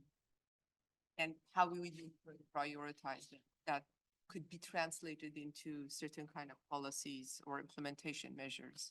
Are you there yet, or that's yet another step? It's a great question, and that's something that we have talked about at length. On the one hand, we're limited to saying what the model supports empirically. So there are evidence for certain, like evidence of relationships that could be directly derived to a management action itself. But overall, I think that we view this as the beginning of a more robust sort of investigation into food web dynamics that we would love for people to follow up on with different types of data. But certainly, if we had a list of priorities, I think they would probably be testing this experimentally and looking for more on the ground, like experimental data for maybe flow releases or increasing turbidity, which are two knobs that we can change and potentially see a response from the food web. Does that answer your food? Yes, it does. I mean, I know that a lot of work has gone into this and the data set and all that stuff. And sure, here we're sitting here like trying to see what we derive from this, right? And yes, you do shed light on what I was thinking about. Yet I think we need more time, a little bit more research to get to the points that are so-called policy or implementable or recommendation at least. I agree. Right? Yes. Yeah, Member Burgess. One thought, when you were talking about phytoplankton and zooplankton, we had a presentation, I think it was last year, related to DNA and testing of the water and being able to identify the various, because you were talking about that. Has that come into play at any point? I think the research that you're referencing is by Michelle Youngbluth at San Francisco State. Oh yeah, And that so her. she, No, I'm yes. teasing. She uses eDNA to take a water sample in a wetland or in the open water, and then she's able to use metabarcoding to identify, just based on the free DNA that was in the water, what the phytoplankton species are, what fish were there, what zooplankton were there. And I think that this is actually a great opportunity for synthesis of these two types of approaches. While ours is more of a long-term study that looked, maybe at like a more coarser scale, she's able to really like drill down into in a certain place all the interactions that are there. And I see them as very complementary. Yeah, I just, looking at what's in your model. Yes. We're still discovering what we don't know. And so what else needs to be synthesized is always kind of the question. And I think you doing this, you're expanding that, which I think is good. And I think that, I was thinking about algae blooms, you talked about turbidity, you saw you showed all the different data points in salinity, versus fresh water and all of that. So I just think it's interesting. And I'll just say, I think it's really good that we've come to a place where we've decided we all need to agree on the science, because for so long, people used their own science. And I think bringing it all together and agreeing on the science is a big step in the decision-making process. So thank you. Thank you. Go ahead, Lisa. Thank you so much, Denise. I'm just going to highlight too that it's not just the paper, it's also the data set. It's been pulled together. Somebody else can have a go at it. It's that kind of open science that we're really hoping people will keep doing.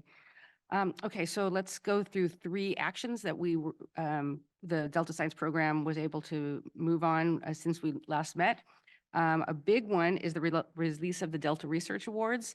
So we released that on April 3rd, the solicitation for 2025 funding.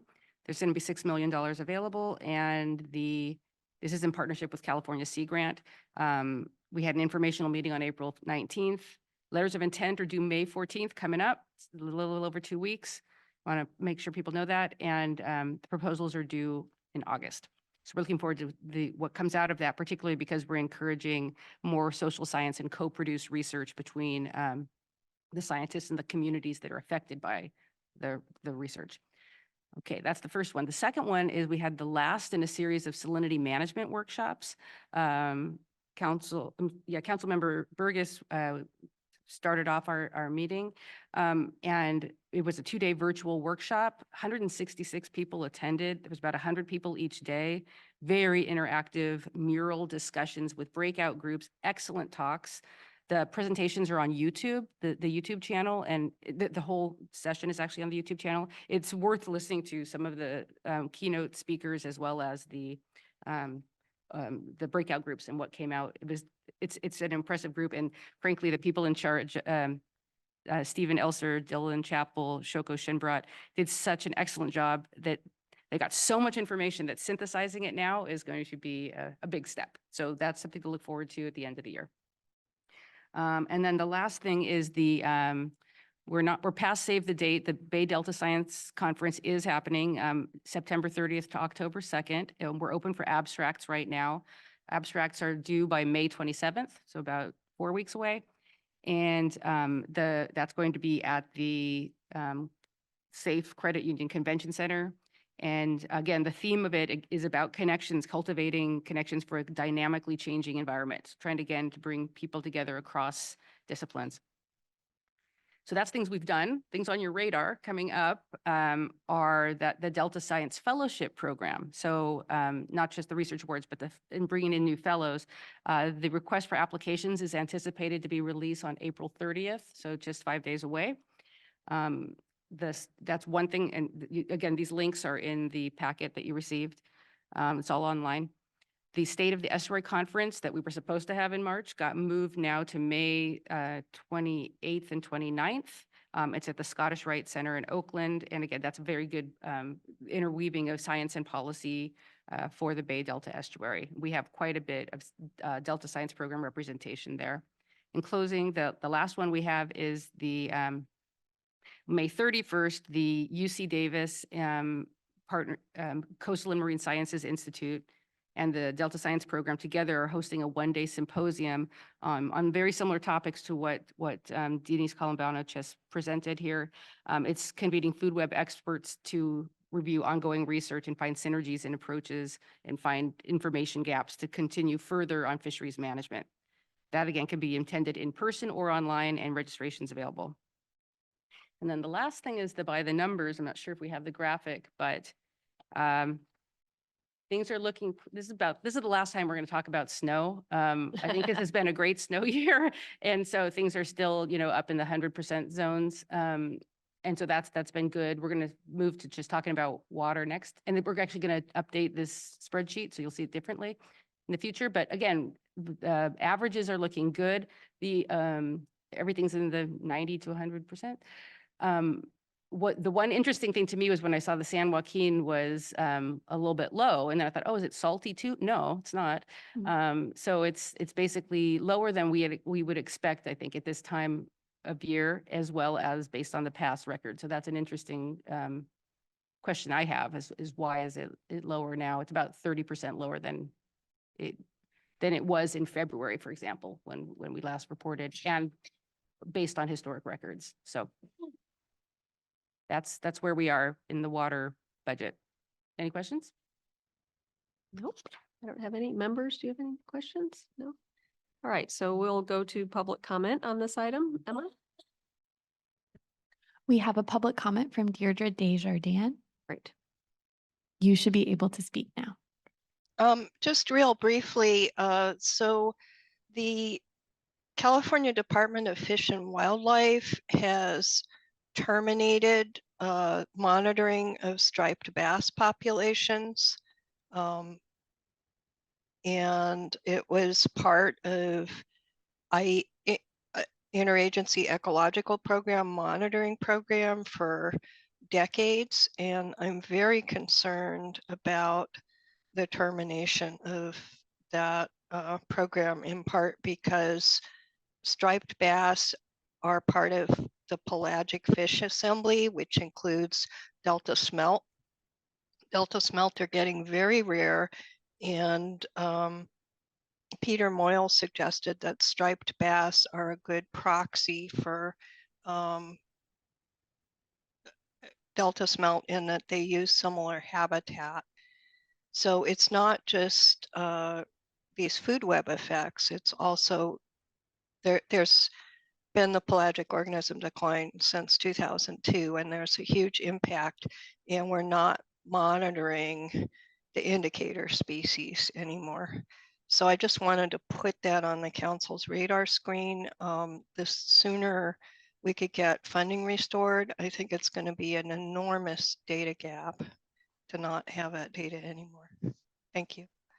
Thank you. Any other public comment? No, Madam Chair. Okay, thank you.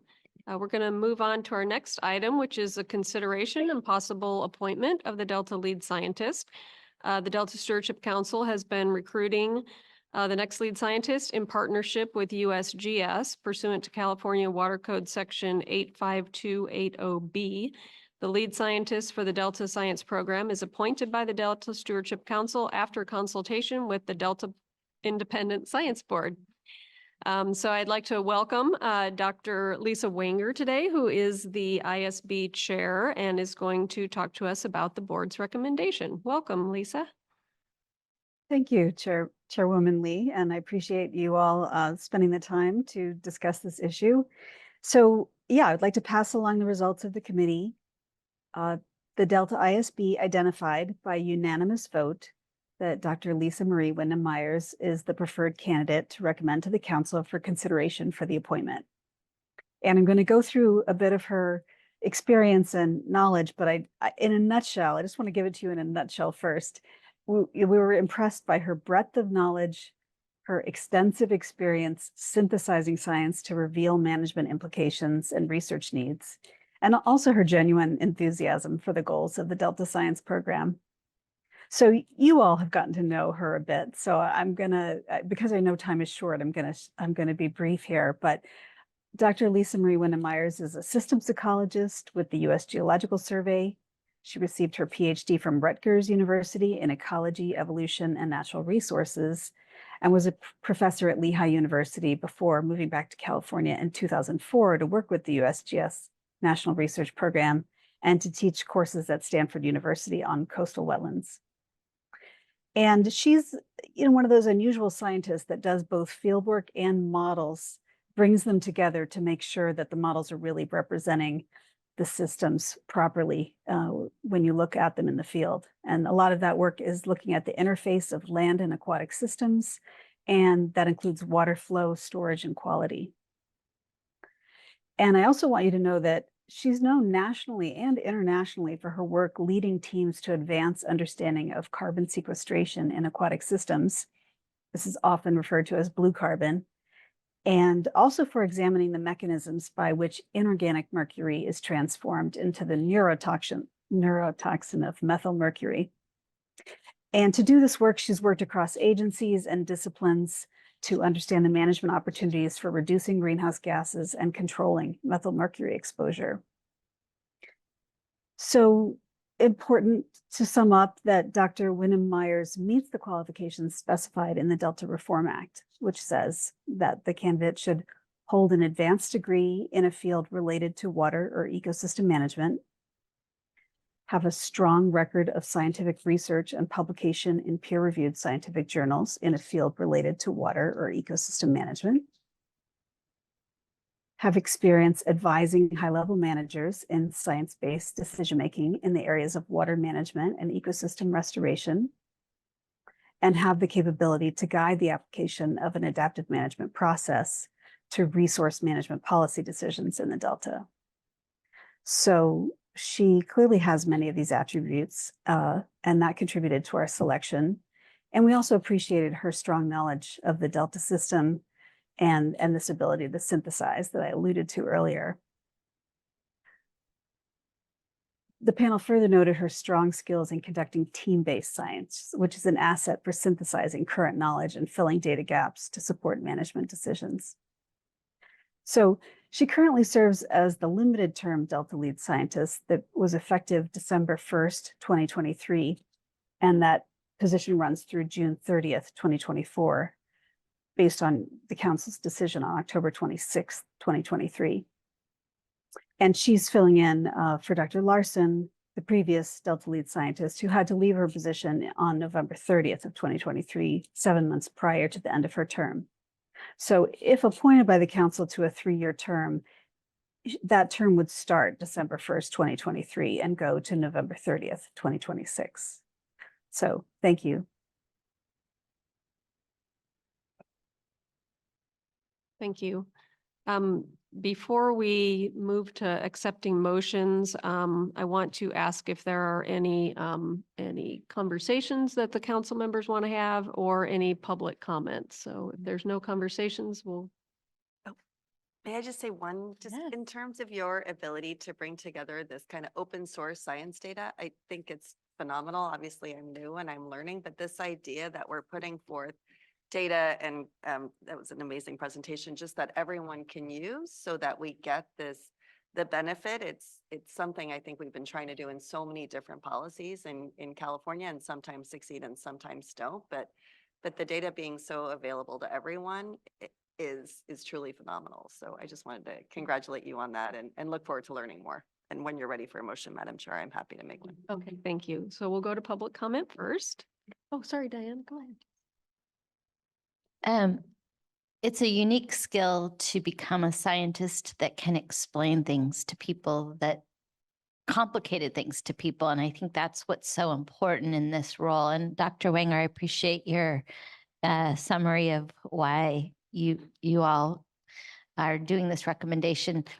And I do want to say that when I made the fangirl comment earlier, the thing that I think is really important is that all of us are humans and have these, big interests and also others. And I acknowledge that because I just thought it was really lovely that you are this super intelligent person that can decipher things to people at the level that they need to hear it. And you have these other interests. So I'm really excited for you and I appreciate the work that you've done. Thank you. Thank you. Public comment? We have a public comment from Deirdre Desjardins. You should be able to speak now. I just wanted to wish Dr. I think she's a phenomenal selection, and we look forward to working with her. Thank you. Thank you. Any other public comment? No, Madam Chair. Okay, so I'll entertain a motion to accept the ISB's recommendation and appoint Lisa Marie Wyndham Myers to the position of lead scientist for the term specified. Second. Second. All right. So I'll credit Member Hueso with the motion and Member Moranian with the second.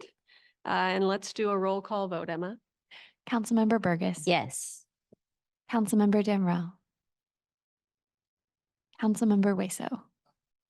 Councilmember Moranian. Aye. Vice Chair Miller. Yes, enthusiastically. Councilmember Zingali.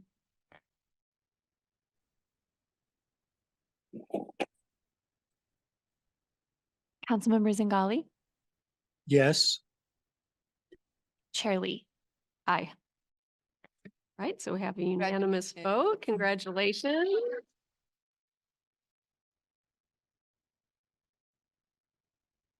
Over the past few months, Dr. Wyndham Myers has done an excellent job. Oh, sorry. Done an excellent job for us presenting complex scientific matters before the council and kind of pertaining to some of the other comments and our presentation about synthesis. Synthesizing complex information and disseminating it to non-scientists is a real sign of intelligence. And I know that you have that, and we really look forward to continuing our relationship with you and getting to know you. Your knowledge of the system and your ability to again, synthesize science across scales and disciplines is going to be very valuable for advancing the co-equal goals here. And I think I can speak for all of our council members when I say that we're going to continue to get to know you, look forward to that process, and very excited about your appointment. So would you like to say a few words?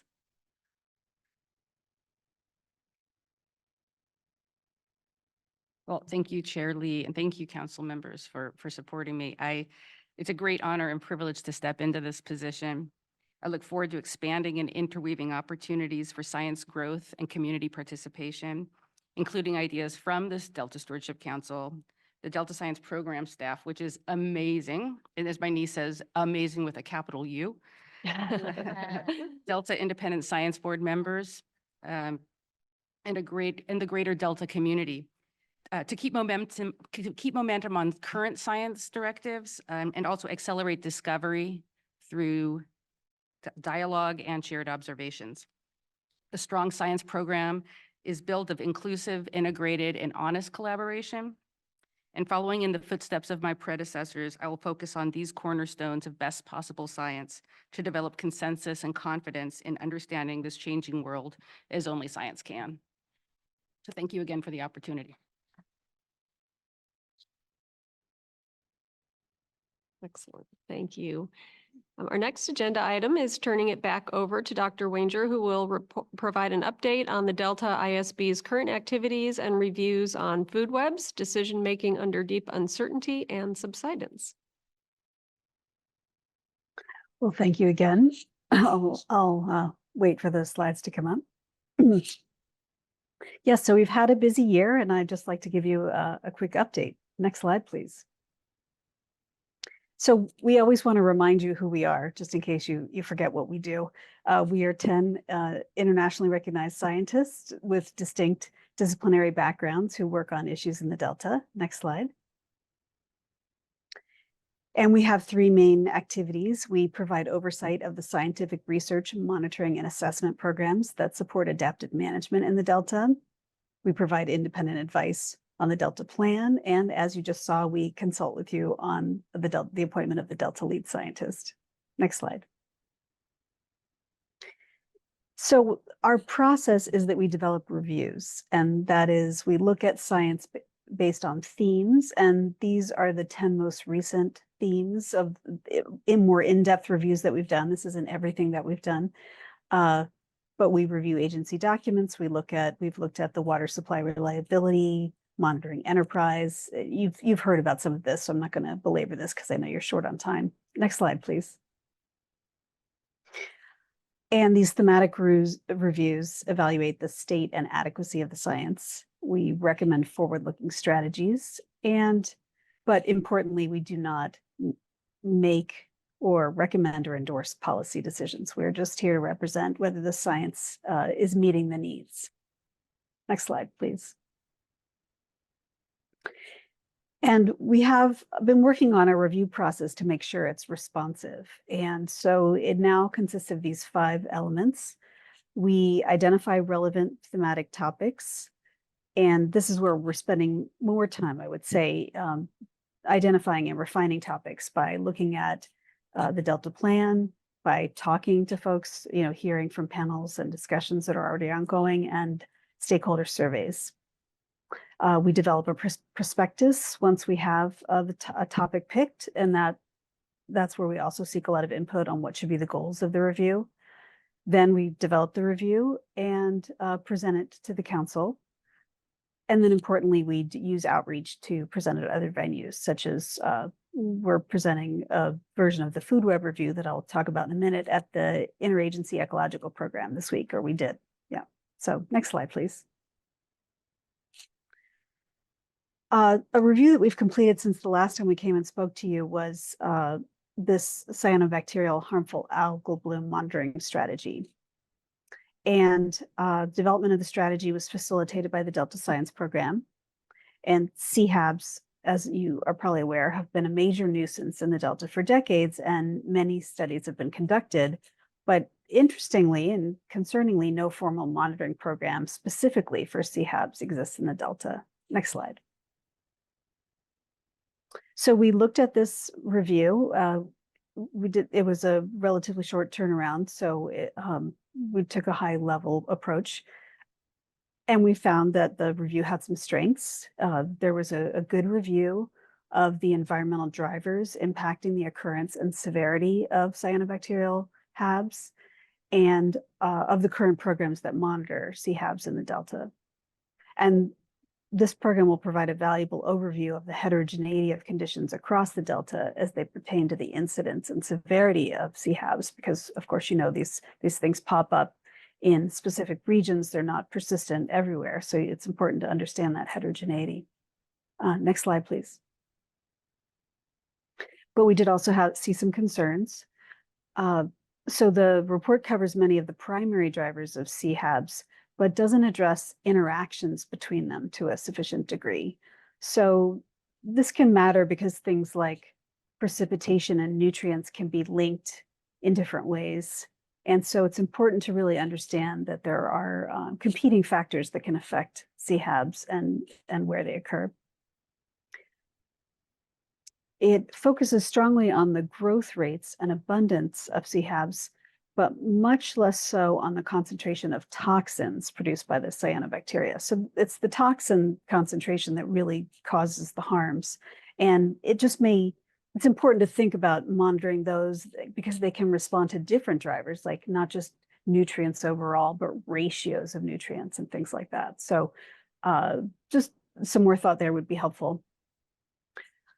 And then a really large number of new studies are proposed in the report without identifying which are the high priorities. And of course, funding's always limited. So we thought it would be important to be more specific about what were priorities. Next slide, please. Okay, so did someone have a question on that last one, or should I just keep going with our next plans? Any questions? Nope, keep going. Okay. All right. And then what we're going to do in the coming year. So we're going to finish the 3 reviews we're currently working on, which is subsidence, food webs, and decision-making under deep uncertainty. We are also working on our response to the responses to our comments on the final environmental impact report for the Delta Conveyance Project. And so we're preparing a memo assessing the Department of Water Resources responses to our comments. And then we're planning future reviews and activities. Next slide, please. So the food webs review is now out for public comment.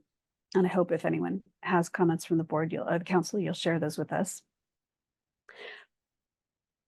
You'll remember that the goal of the food web review was to assess how to better incorporate and advance food web knowledge in managing the Delta's ecosystems and to identify which tools are available or should be developed. Food webs, you just heard a presentation on food webs, so this timing is excellent, describes the trophic feeding relationships and flows of energy and nutrients among species. So I think the important thing here is, you want to know which fish are eating which fish and how those fish are responding to changes in the environment. And that gives you a lot of predictive power to understand how changes may occur within the system. And this review is focusing on the upper trophic levels so that we make sure to include the fish, particularly salmon and others being actively managed in the ecosystem. And as the presentation that Denise just gave is an example of the type of thing that we're recommending, just to take a look at the whole food web. And the finding from this review is that an improved mechanistic understanding of the entire food web in the Delta is essential to predicting the impacts of the environment and management actions. So understanding what the effects of new invasives might be, understanding the potential for different policies to be effective at restoring fish populations. That's the kind of thing that can be, these models are used for. Next slide, please. So looking ahead, we're planning at this point to do a review on contaminant monitoring and ecological risk assessment in the Delta. So I'm sure you're aware, chemical contaminants enter Delta waters from diverse sources, including urban, ag, industrial, and municipal wastewater, also atmospheric deposition, and chemicals get applied directly to surface waters to treat invasive plants and for pest control. And these contaminants include metals, pesticides, pharmaceuticals, industrial chemicals, tire particles, microplastics, flame retardants. You know, the list is long. Next slide, please. And these perhaps are not getting as much attention as they might deserve given some of the emerging concerns. So numerous contaminants have been shown to pose an ecological risk in aquatic environments, and in particular, pharmaceuticals, metals, and pesticides. The challenge is that the sheer number of chemicals and the potentially affected species are extensive to try to monitor and really do thorough risk assessment on. So the goal here, I think, is to use the most innovative methods, identify them, and adaptively manage contaminant monitoring and risk assessment programs to home in on what will be the most useful way to allocate resources. Next slide, please. So this is still very much at early stages. So that's why we show this as a potential goal.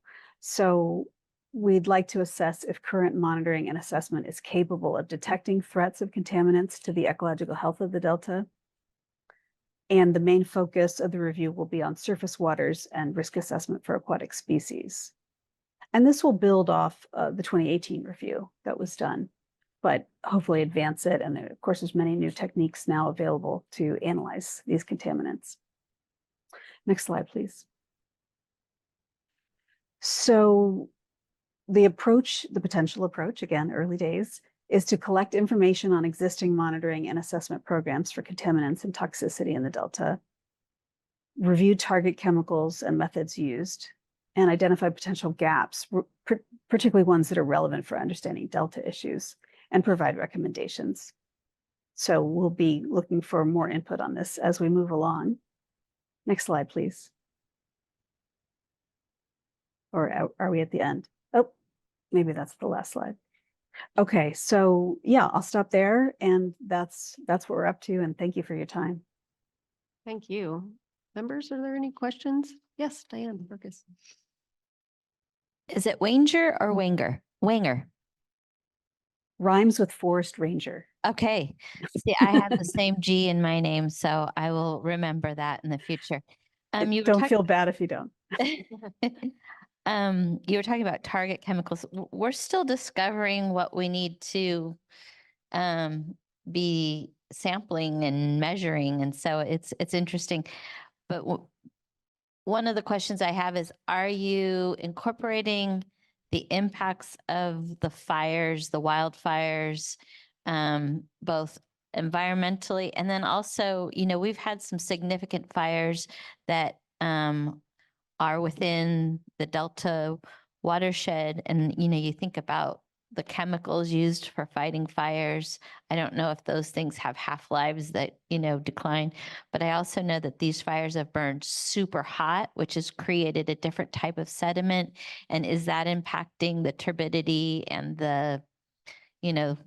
is that impacting the Delta? So my question is, are we seeing impacts from wildfire that you guys are studying? Yes, well, hasn't yet been decided, but I really appreciate that comment, because this is also another way to connect this review with climate change effects as well. So when you're doing risk assessment, you can have the current risks, and then you also want to understand what risks may be escalating. So I think that's an excellent comment, and I'll take that back to the board, and I'm sure that will get incorporated. Thank you, Dr. Wanger. Right, thank you. Any other comments from members? All right, do we have any public comment on this item? We have a comment from Deirdre Desjardins. You should be able to speak now.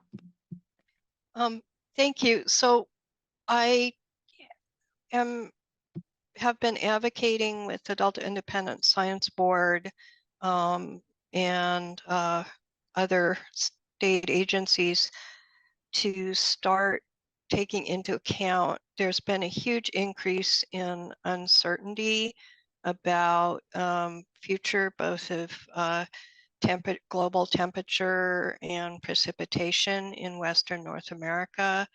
And we're starting to realize, it's because we're starting to realize that climate model projections for the Pacific Ocean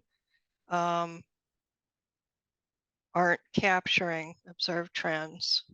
And it's technically quite complicated. And I'm concerned that there isn't a good way for the Delta Science Program to get open, transparent, and technically detailed recommendations. I tried unsuccessfully to get the decision-making under deep uncertainty to have some of the leading climate scientists I know who are looking at issues of uncertainty and projections about the Pacific Ocean.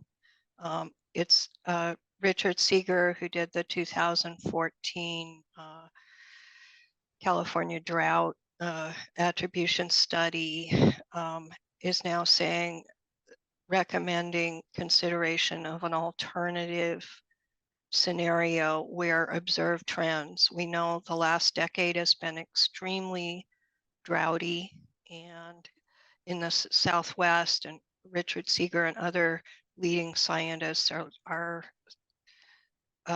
starting to understand that it's not captured by current climate model projections, which are being used for all water planning in the state. And so that, it's critically important, and I wanted to highlight it as a data gap. There was sort of some hand waving by the former Delta lead scientist at the salinity management project, saying that this is going to be taken care of by scientists at Scripps Institute who are, but there are very deep issues, and it's a very active area of international research right now, and it's just critically important to take into account in the climate adaptation planning that the Delta Stewardship Council is doing. Thank you. Thank you. Thank you, Dr. Wanger. Appreciate you being here for us today.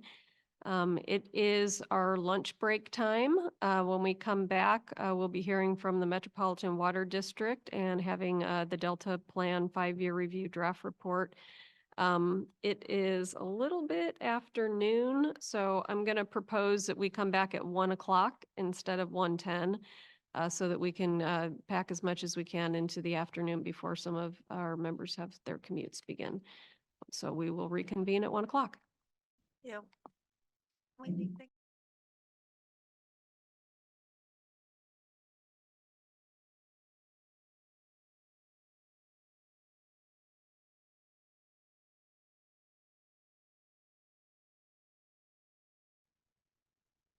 All right, we're going to reconvene for our afternoon session. I'd like to welcome Randall Nudek from the Metropolitan Water District and Jeff Henderson, our Deputy Executive for Planning and Performance. And they're going to give us a presentation regarding activities of the Metropolitan Water District on islands that it owns in the Delta. And the presentation is going to cover how Metropolitan is developing future solutions addressing critical issues in the Delta. I'd like to welcome both of them and thank them for coming today. Thank you, Chair Lee. Good afternoon, council members. Jeff Henderson, Deputy Executive Officer for Planning at the council. And it's my privilege to introduce you all to Randall Newdeck. Randall's the manager for Bay Delta programs for the Metropolitan Water District of Southern California. He represents Metropolitan on water supply, water quality, and environmental issues related to Southern California's imported water supply from the San Francisco Bay Delta watershed. Prior to joining Metropolitan, he worked for the U.S. Geological Survey, Tykert Construction, and the City of Los Angeles Department of Water and Power. Randall holds a master's degree in civil engineering and is a registered professional engineer. And it's my pleasure to welcome Randall and thank you for being here today. Thank you, Mr. Henderson, Chair and members.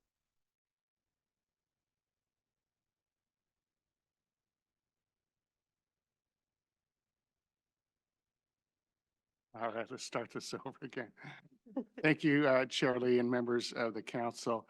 Mr. Henderson asked me to come here today just to give you some of the challenges and opportunities that Metropolitan is seeing, not only in the Delta, but more specifically on our islands. And I know it's getting late here, so I'll try to make this a succinct presentation. So this is, you've seen this these types of maps before many times of the Delta here. Our islands are situated in the yellow. In 2016, the Metropolitan Board purchased 4 islands in the center of the Delta. And if you look out on the left side, there's one island. It was called Chips Island we purchased as well, so 5 islands total. We sold the Chips Island for habitat restoration to the Department of Water Resources. I think it was as 2021. Those islands are located along Old and Middle River. And just to give you a sense of the alignments of the proposed DWR's proposed Delta Tunnel that are laid out in EIR, that's where they lay out.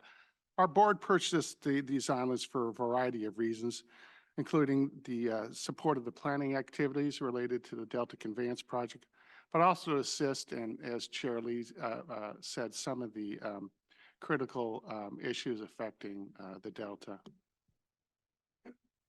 Challenges, and I know there's a lot of challenges in the Delta, but these are the 4 areas that we see out there as the flood and seismic risks, sea level rise, fishery declines, and subsidence control.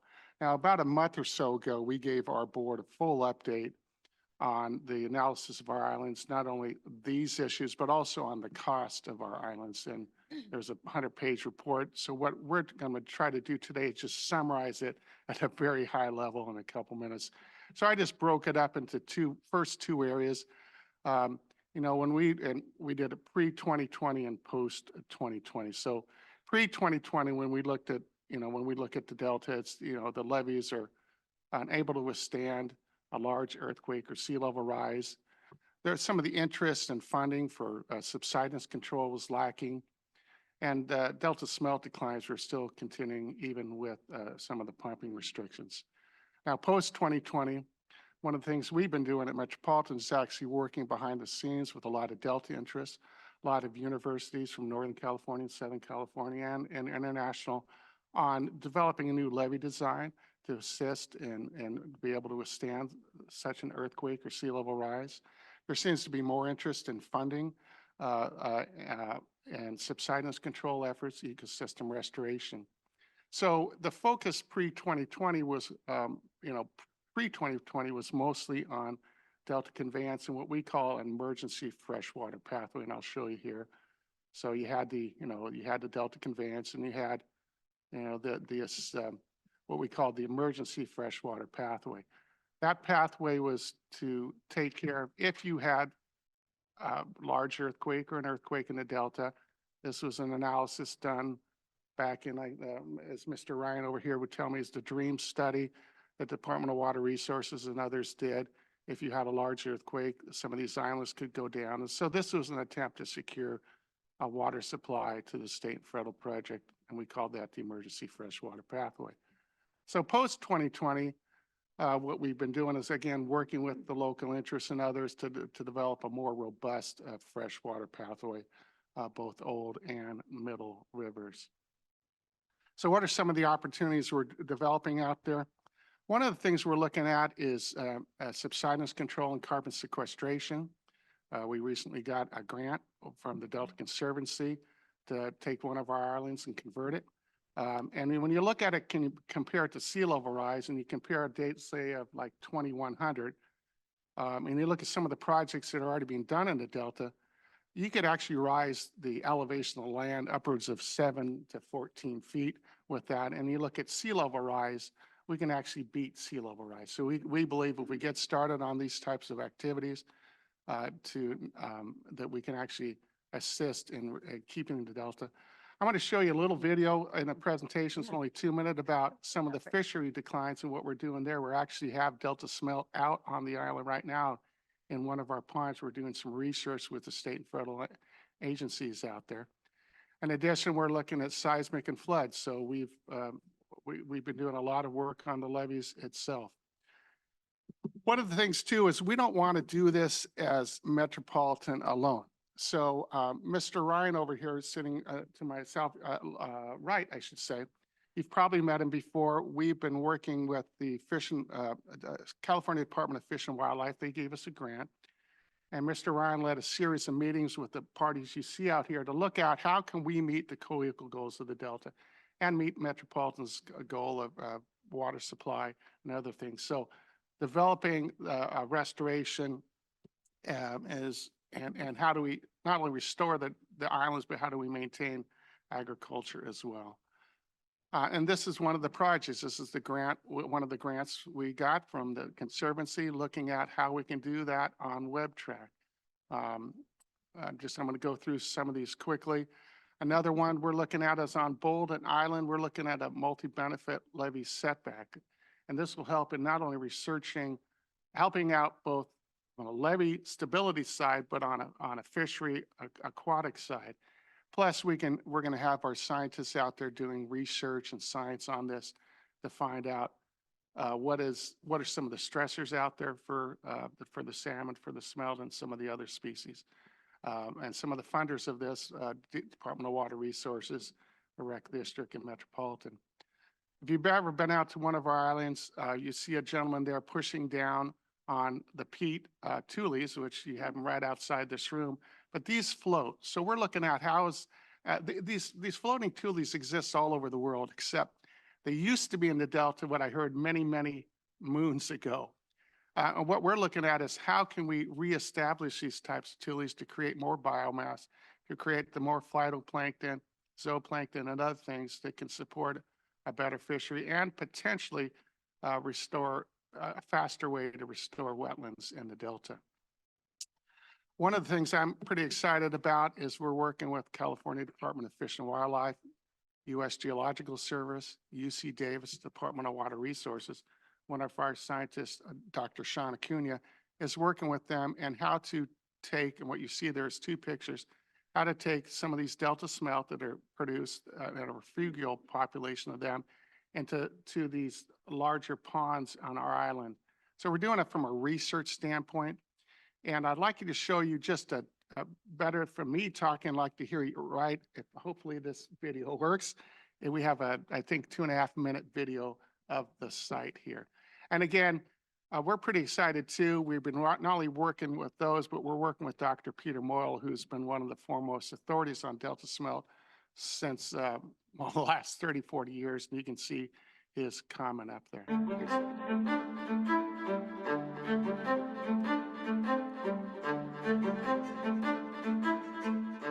We're here today to start our second deployment of our pilot propagation study, where we are putting Delta smelt out on the islands in our cages, and we're working with UC Davis, our partners with USGS, Department of Water Resources, and U.S. Fish and Wildlife Service, in hopes to study Delta smelt and how best to culture them out in more naturalistic settings.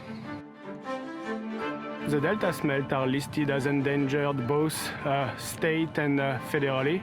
We hope by using these impoundments to be able to produce enough fish, and we will have like sustainable numbers. Currently, they're trying to supplement the species by taking hatchery fish and introducing them into the wild. If the Bolden Islands study is successful, it could be used to inform our partner agencies in their efforts to culture Delta smelt. Right now, all the cultured fish are in tanks. Very sterile environments. Everything's very controlled. The technical expertise you need to man and operate them, plus the equipment, is really intensive and actually quite expensive. So that's why we hope to be able to reduce the manpower to raise these fish by using more natural settings like the impoundments. Using ponds is a low-cost and a very effective way of culturing Delta smelt in much larger capacity. You can scale those up much more quickly, much easier than you could these tanks. We've already had a primary deployment in November, and then we ended it in January. They did very well. They survived. They had some pretty good growth, a lot of great things. So I think we've already demonstrated this is successful. And our plans are to try to leverage that success, look at other islands and see if those impoundments might be useful, as well as other impoundment designs. We have a lot of ideas of what we can do for this.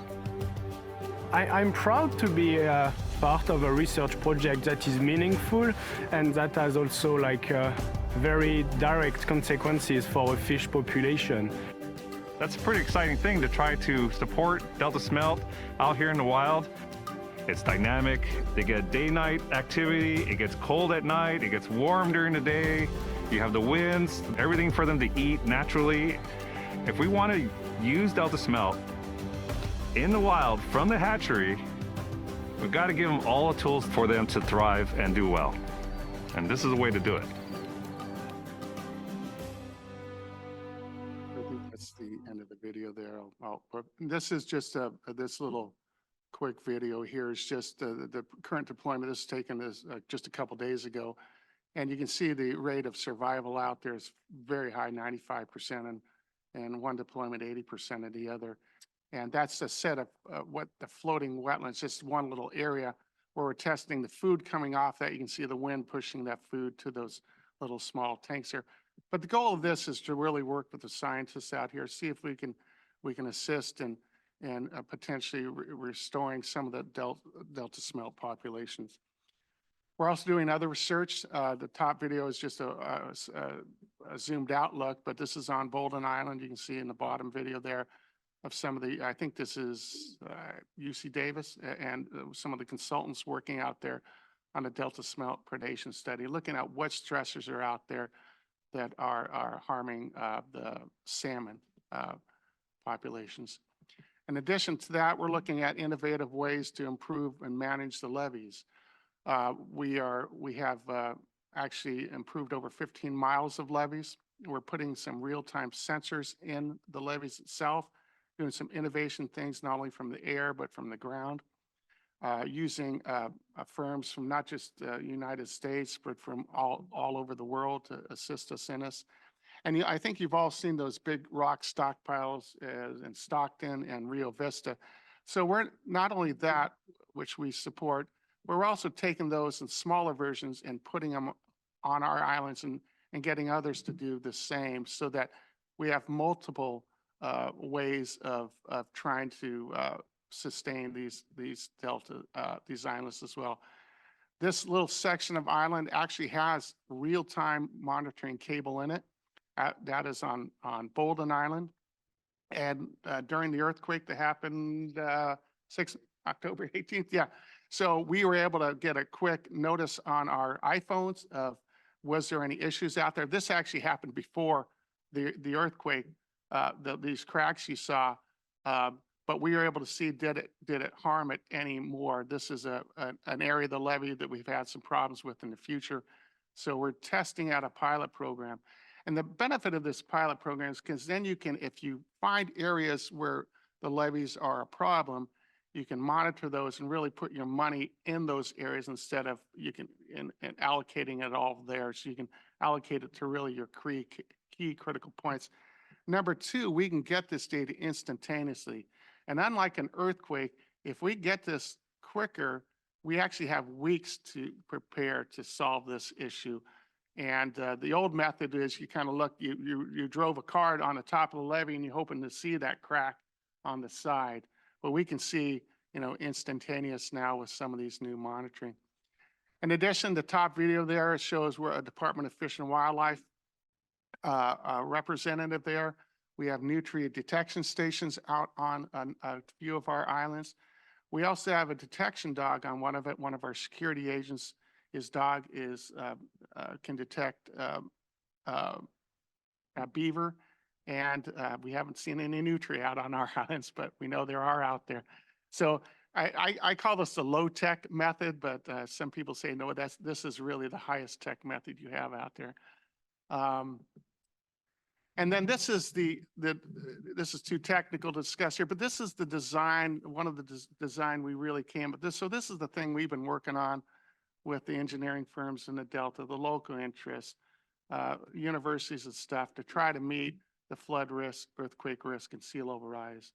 And it is described in the report we have, or you could call any of the local engineering firms here that the local folks work with, and they were instrumental. You can see some of the names on the bottom of that slide.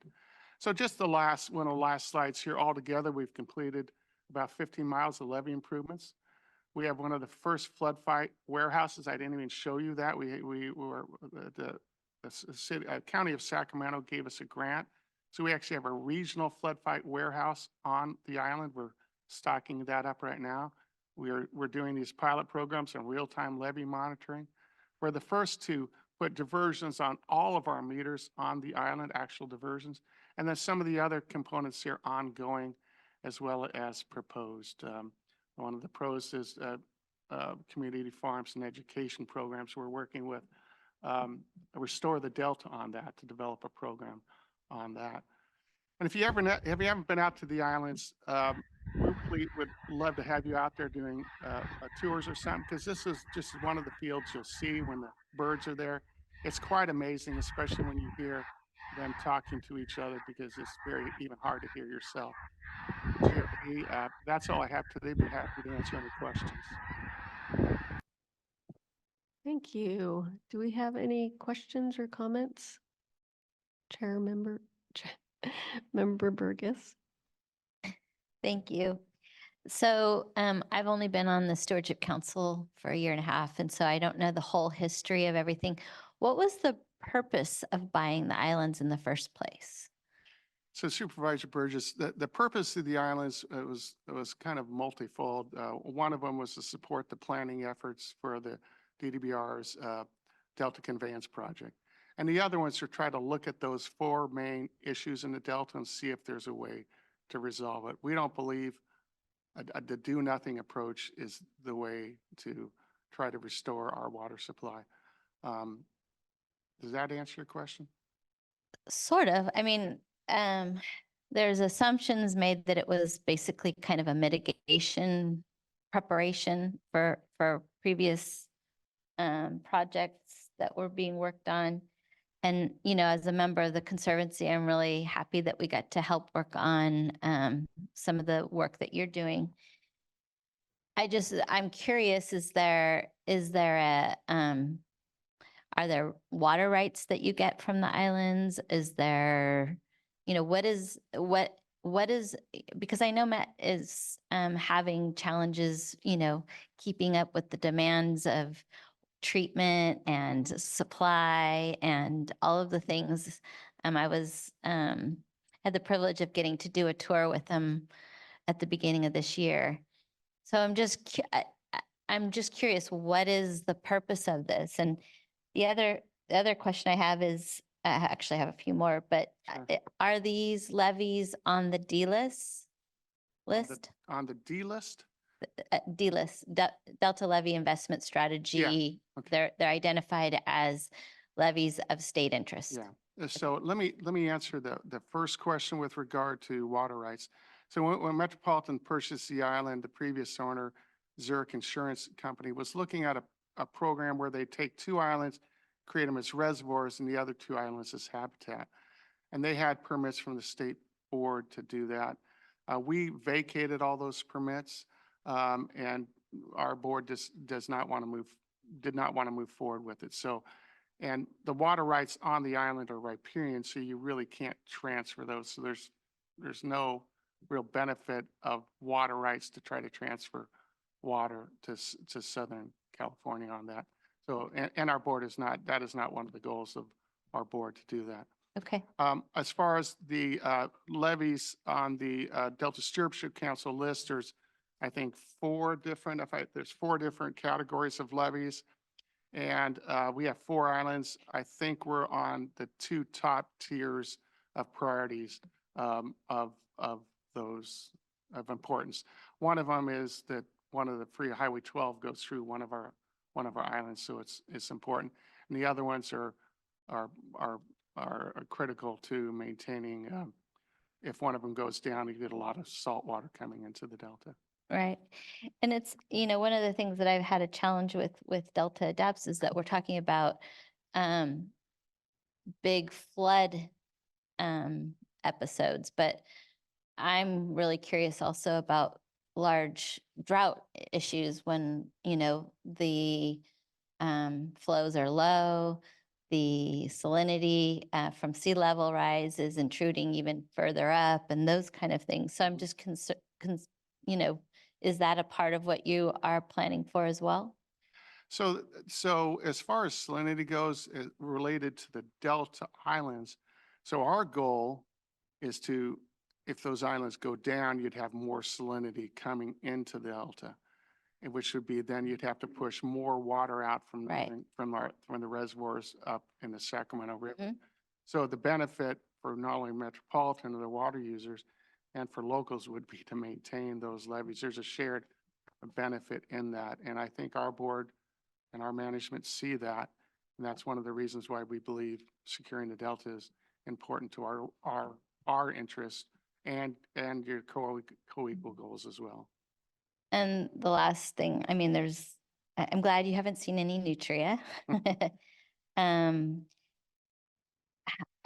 So how much are you benefiting from DWR levy maintenance money, or how much of it are you paying for? So Supervisor Burgess, we did a whole report to our board on that 100, and I appreciate the question on that. We do benefit from the levy improvements. It helps us do it quicker and faster.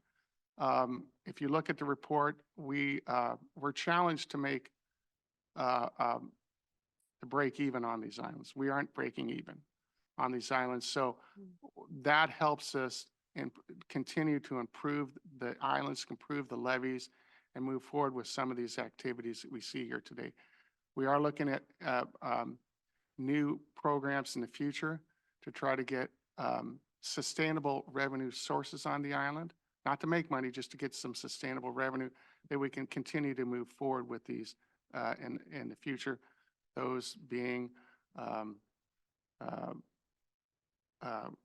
potentially new grants, carbon sequestration credits, continued agriculture, things of that. Agriculture doesn't reduce subsidence, things of that nature.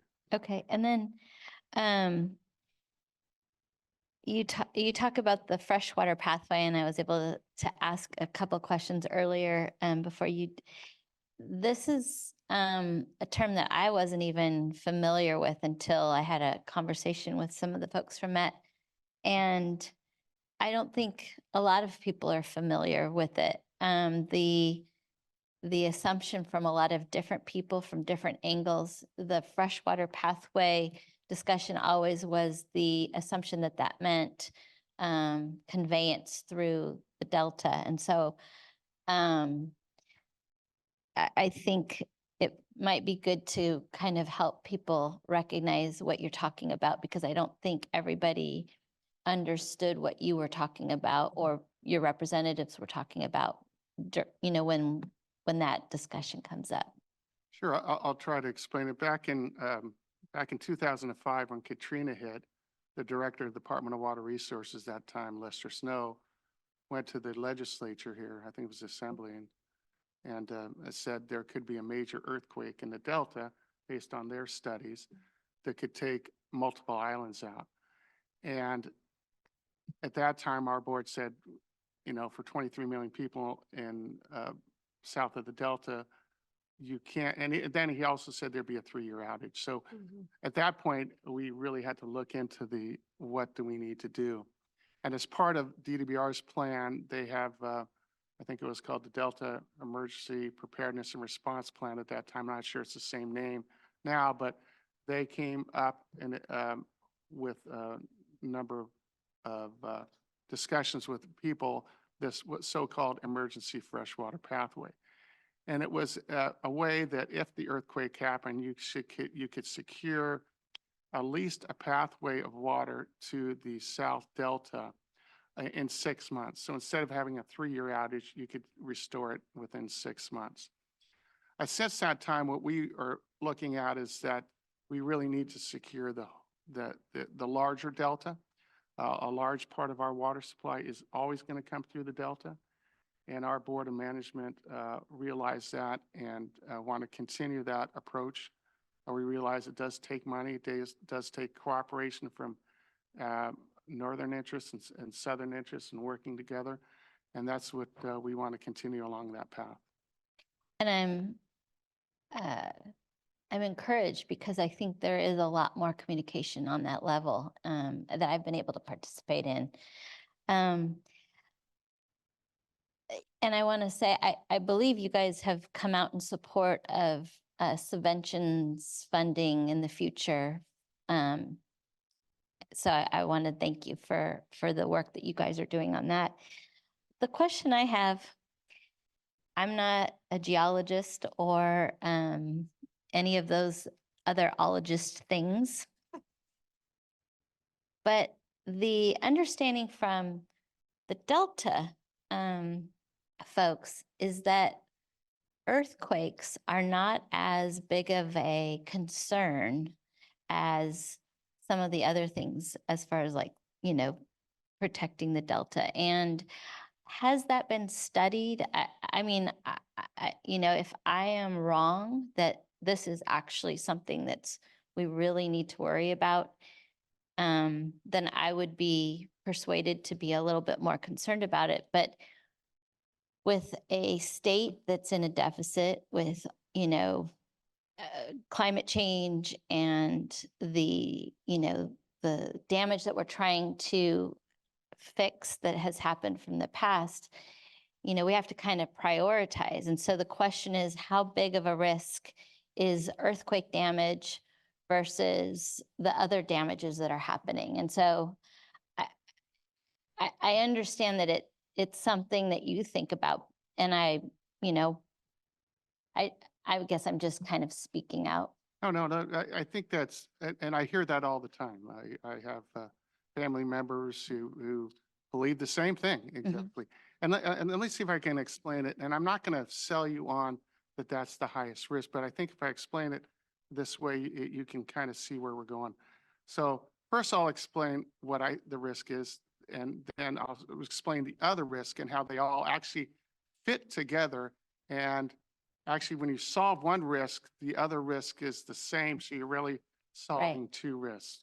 So sea level rise for seismic risk, when DWR came out with that, we actually worked with the U.S. Geological Survey and the top seismic experts in the world, people that do dam design throughout the world.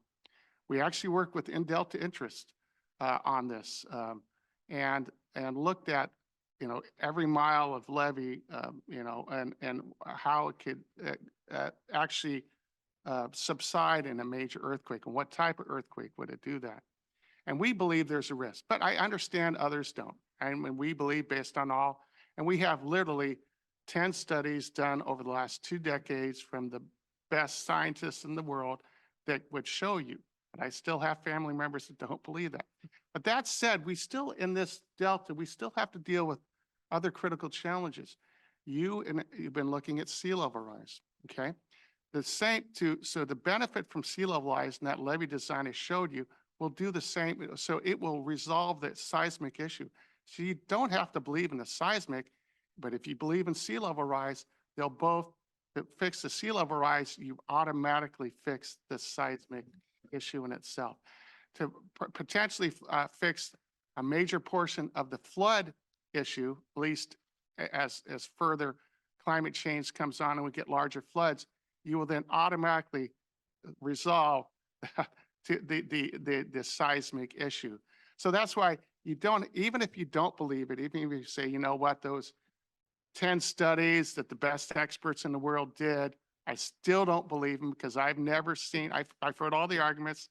I've never seen an earthquake in the Delta. It hasn't impacted anything, blah, blah, blah, blah. I understand that. But those other things that you do believe in will automatically fix the concern that we have with earthquakes. So I will say that we do have earthquakes in the Delta. Yeah. And so that's the truth. Yeah, yeah. But similar to all of the other things living in California with, having seismic activity, there's a couple different ways we approach it. One of them is that we do reinforcements of our buildings, and we have adjusted our building codes so that we are prepared for when it happens rather than having to have a plan for when everything falls down. And so to me, again, having limited resources, is it a good idea to maybe armor, maintain, fix, invest in the levees so that when it does happen, we're prepared, similar to a building that we either with building codes have prepared or have done the reinforcement that helps, keep it? Or do we spend money on the possibility of something that could happen possibly down the road? And to me, the investment into the levees and armoring ourselves and preparing is probably more of a priority than the what if of having the extra thing. And this is just my opinion. And I'm putting it out because this is a public meeting that, I think there's, we have to choose where we spend our money. And if the state is putting priorities on state interest levies, then we should be spending it on armoring, maintaining, and being prepared for that rather than having to spend money on something for what ifs. And I'm repeating myself, so thank you. Thank you. Thank you. This is really informative. Just as I'm learning, how closely do you, oh, it is us. A little closer. I'm just too far away. Thank you. So as I'm learning, how closely do you coordinate with our science program? So for example, this food web that we just learned about, were you here? But I was we learned about this amazing food web study that's going on. So do you then coordinate and use the islands to complement the work of our science team? Is there that level of coordination or?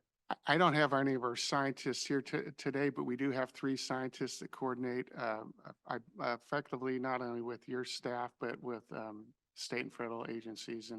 And we'd be, if there's any new things that they haven't worked with your staff on, we'd be more than happy to work. We're in a collaborative way and approached. And you saw some of the things we're doing out there. We're also like to look at some of the innovative things we can do as well. Yeah. And then your point about sea level rise, I don't think I understand what you were saying. Tell me one more time how you're. So one of the new levee design we've been working on with, like I said, local interests and others will automatically meet. So it has 3 benefits to it. It meets sea level rise, it meets earthquake risk, and it meets flood risk. No, I know the. So it, and it's actually, we even costed it out. It's very similar to the cost that your staff has already done, almost exactly at the cost. So, but it will resolve all those issues. It will armor the levees as well. No, Does that make the benefits were clear.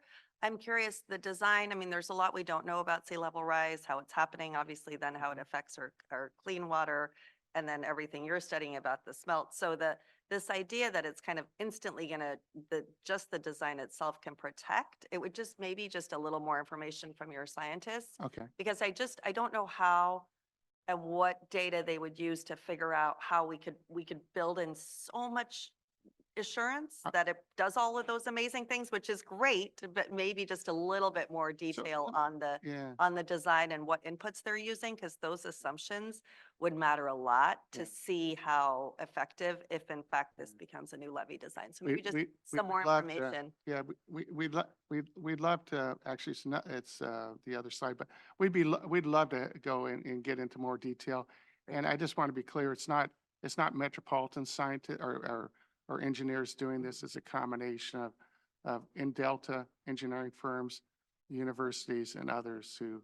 Oh yeah, no, that's fantastic, but maybe just learning a little bit more and working with our team, because it could be creating a levy that's kind of foolproof like that could be so significant, I believe. Is that right? The partners are, some of the partners are listed on page 10. Yeah, I saw that. That's amazing. Thank you. Thank you. Sure. Yeah.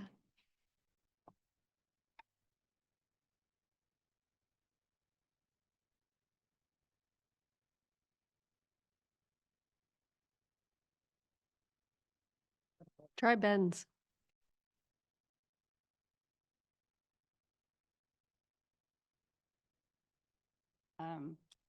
Councilmember Miller's question. I love that you're doing all this collaboration and you're collecting all this data. There's so much data that you're collecting. It's terribly exciting.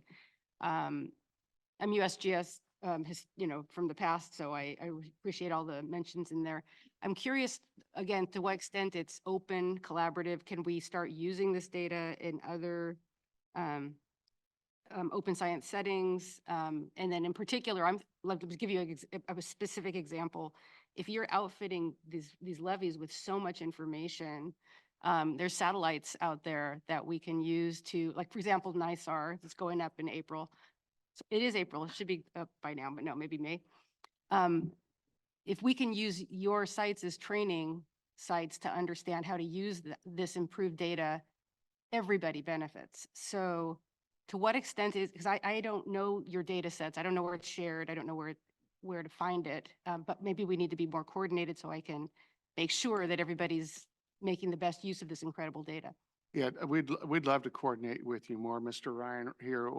I'll get with you right after the meeting, but we're a public agency, so we all of our data is available for folks to look at.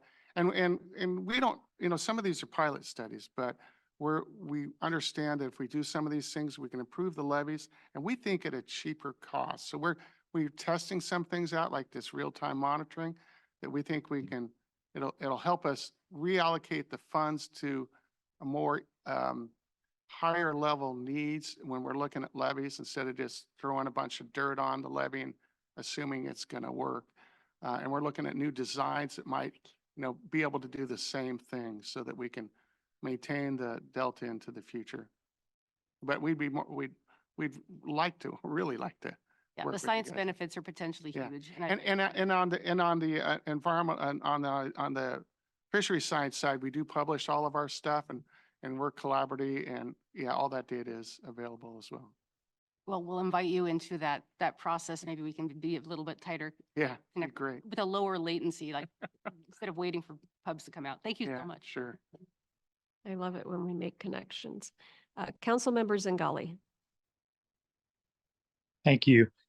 I'm curious, you mentioned that you lose money basically on these wonderfully fascinating, interesting projects. Was that anticipated when your organization made the decision to buy the islands? There was no expectation that you would make money or even break even? Is it kind of on plan, or do you have to maintain support for this in a new frame? So I'll try to answer that. The benefit of these islands is one, it maintains this freshwater pathway, which is very highly important to south of Delta users. That's a big benefit to us. And then our board has also asked us to look at the island just itself and how to maintain those islands from a financial standpoint, just by the revenue off of the island. So not to make money, but just to maintain it in the future. So we presented that report to the board, and we are coming up. We do have a number of efforts that we're looking at to try to increase the revenue at the same time to meet the co-equal goals that we see here. And as part of that effort that I showed you, that collaborative effort that Mr. Ryan worked through, is an effort to work with the local interest to find ways that we can do that. We believe the Delta is really important, and we all need to understand how we can do all these cool and neat things, but at the same time, it can't be a negative drain on any of our organizations. So did we, in the beginning, did we know all of this stuff? No, we're learning as we're going, and we're hoping to make this a great partnership in the future and to be able to sustain the Delta for all parties. Thank you for that very clear answer. And can you give us, are you able to share any examples of what increasing the revenue might look like, how you would do that? Yeah, as an example, on one of our islands, I'll just give you one example. We grow corn. And what we're looking at on one of the islands is, well, how do we stop the subsidence and at the same time potentially make a little more revenue on that patch of land? So we're taking that corn and switching it to rice, which will stop the subsidence. It won't increase, but at least stop the subsidence. And then hopefully, the corn market is a little bit better now, and excuse me, the rice market's a little bit better. We can make a little bit more on that. And in addition, we're looking at getting some of these carbon sequestration credits, so layering that on top of that and to potentially make a little bit more there. Again, these aren't money-making ventures, but we're trying to make it so at least it's self-sustainable from a revenue standpoint. We're not, and that's what our board has asked us to do, and we told them we are going to do that. We got a plan, and we're moving forward, and we're going to be going back to them and reporting on a regular basis on it. Thanks again.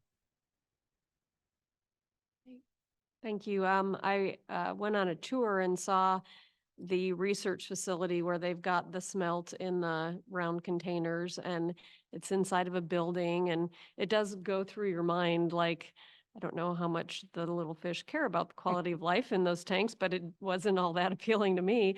So I'm really interested to hear more about as your project goes forward on putting them back out in their natural environment. I'm sure it's better for their resiliency and, just their quality of life must be much improved from the tanks in the dark rooms. Yeah, and we're pretty excited about it. We've gotten some great support from others, and we're still in the very research stages of it. We have to be careful. It is an endangered species, but we've gotten, like I said, good support from Dr. Peter Moyle from Fish and Wildlife, from a number of other UC Davis and others, and hopefully this will pan out and produce some good stuff. So thank you. From time to time at some of our other meetings, some of our emergency preparedness conversations have come up around emergency preparedness in the Delta with, flooding or earthquakes or other things. And I think it's really timely that our scientists are working on making decisions in times of deep uncertainty, because things are getting more extreme. And but we've also talked about taking a tour out to the Office of Emergency Services that the state has out in Sacramento. And, I actually think it would be lovely to invite them as well and maybe have a little bit of a presentation about some of the real risks, like I'd like a scientific answer about risks of earthquake in the Delta. And, it may be terrifying or it may be comforting to have someone come and tell us, how folks across the state are preparing for those things. I know when I was at the governor's office and we did a drill on the Cascadia subduction zone and what will happen when that earthquake comes, and it will come. It's just a matter of time. And what were we all going to do? And it was pretty sobering, to go through that drill. But it was also made us all realize why all of our planning stuff is so important, and the efforts that we're putting forth now. It may be solving a lot of other problems, but it also can address the earthquake issue when it happens. And then how much will the Cascadia subduction zone earthquake affect the delta? Like, I'd love to kind of dive into that a little more. And I'm curious of the financial analysis, kind of like the comparison I did with buildings, reinforcing buildings, changing codes, building codes. And is it financially better to invest in the current system and armor it and strengthen it? Or because when we don't have unlimited amounts of money. So that's the other financial analysis that I'd like to see. Yeah, I think those are good questions. And it's always after an earthquake when people are so appalled to find out that certain things hadn't been done. And then, there's a lot of finger pointing. So I appreciate your presentation. Do any other members or anyone on staff have any questions? Okay, I think we'll move to public comment on this. Emma, does anyone have any public comments? Yes, we have a public comment from Gilbert Cosio.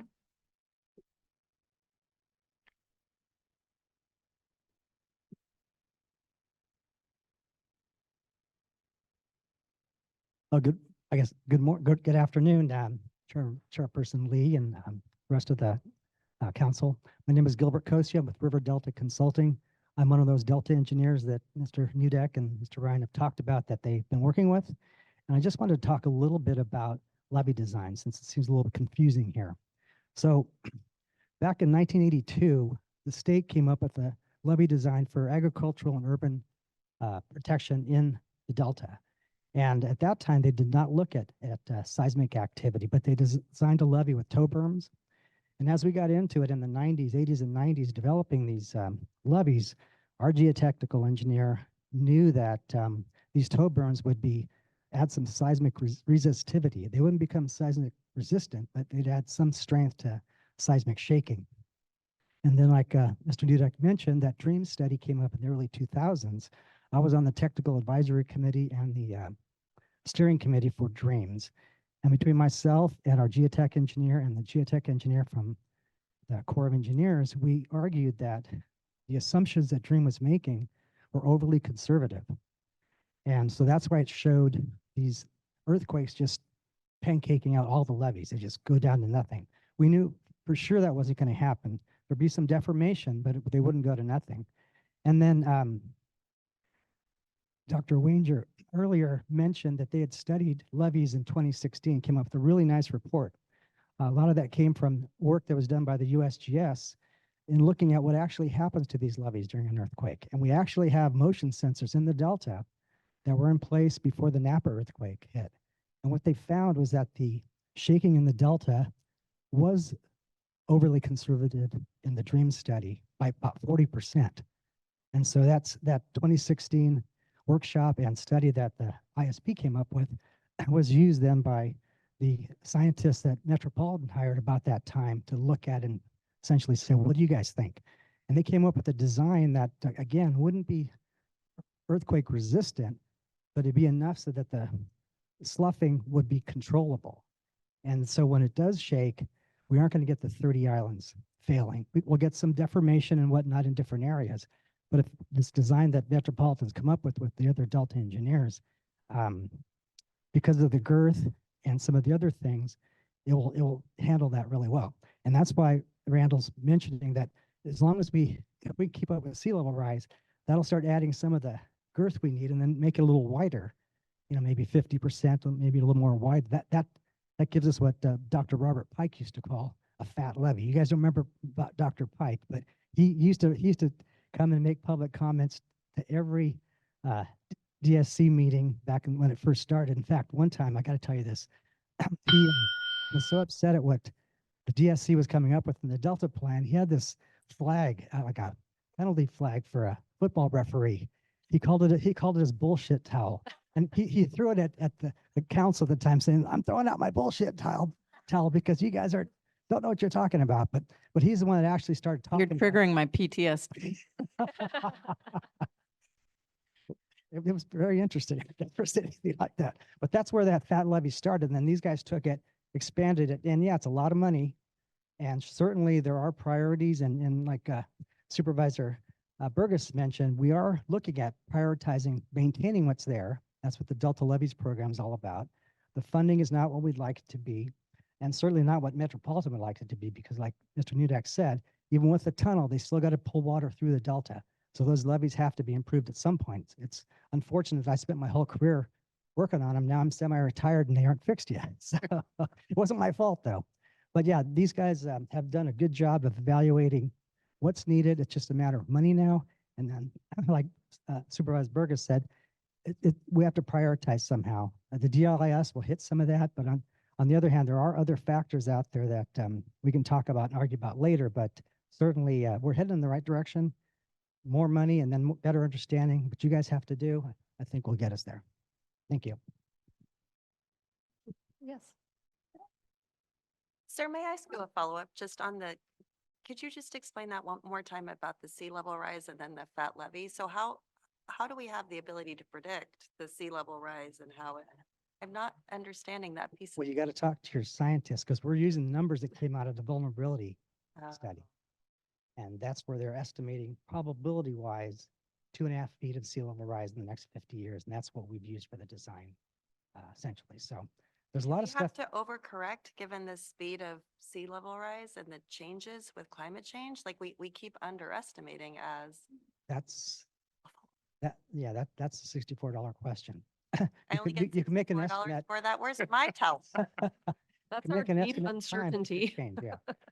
Yeah, that's a tough question to answer. So unfortunately, I won't be around that long to actually hear the answer, but at some point we'll probably figure it out. But yeah, right now it's just a moving target. I mean, they've kind of had to stop that moving target in time just so you can kind of make an estimate of what it's going to take. But it's the same theory. So even if it changes, we know that fat levee theory is going to work. Oh, so because of the little bit of shuffling, as you said, what word did you use? Shuffling, then that's what expands it enough to protect. Yeah, because as you raise a levee with the slopes, it gets wider. But then the design that Metropolitan's come up with is actually even wider, which helps levee districts out because the Bulletin 192 and other standards the states established have a very narrow crown. You can't drive on it with two different trucks if you have to do repairs. And so if you have a 24 or 25 foot crown, it adds that girth that they need to resist the earthquakes, and it helps the levee districts that have to maintain those levees, especially in emergencies. And so it's just a matter of $4.5 billion. Just need money. Thank you. Thank you. Right. And do we have any other public comments? Yes, Madam Chair, we have a public comment from Deirdre Desjardins. You should be able to speak now. Thank you. I did want to point out that while the Napa earthquake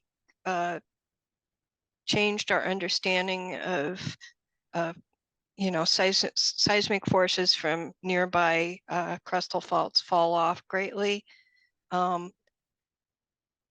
The danger from extreme flooding, we're starting to understand. We saw extreme flooding in arc storm-like flooding in Greece last year, in British Columbia in, I believe it was 2021. And I asked DWR's climate scientists what they thought the British Columbia flooding meant, and they said extreme flooding is going to come to California.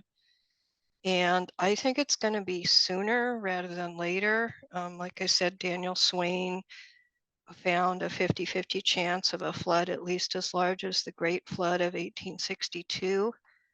And the arc storm scenario is modeled to be somewhat based on that scenario, not as severe. And we're not using it in Delta planning. They do know that it would flood a lot of Delta islands, and they had estimates for the time to drain the islands and recover them. And since it's so incredibly important for water supply, I'd really like, Randy Nudek, I'd love to follow up with you, and I think it would be really helpful to compare with your 500-year flood event.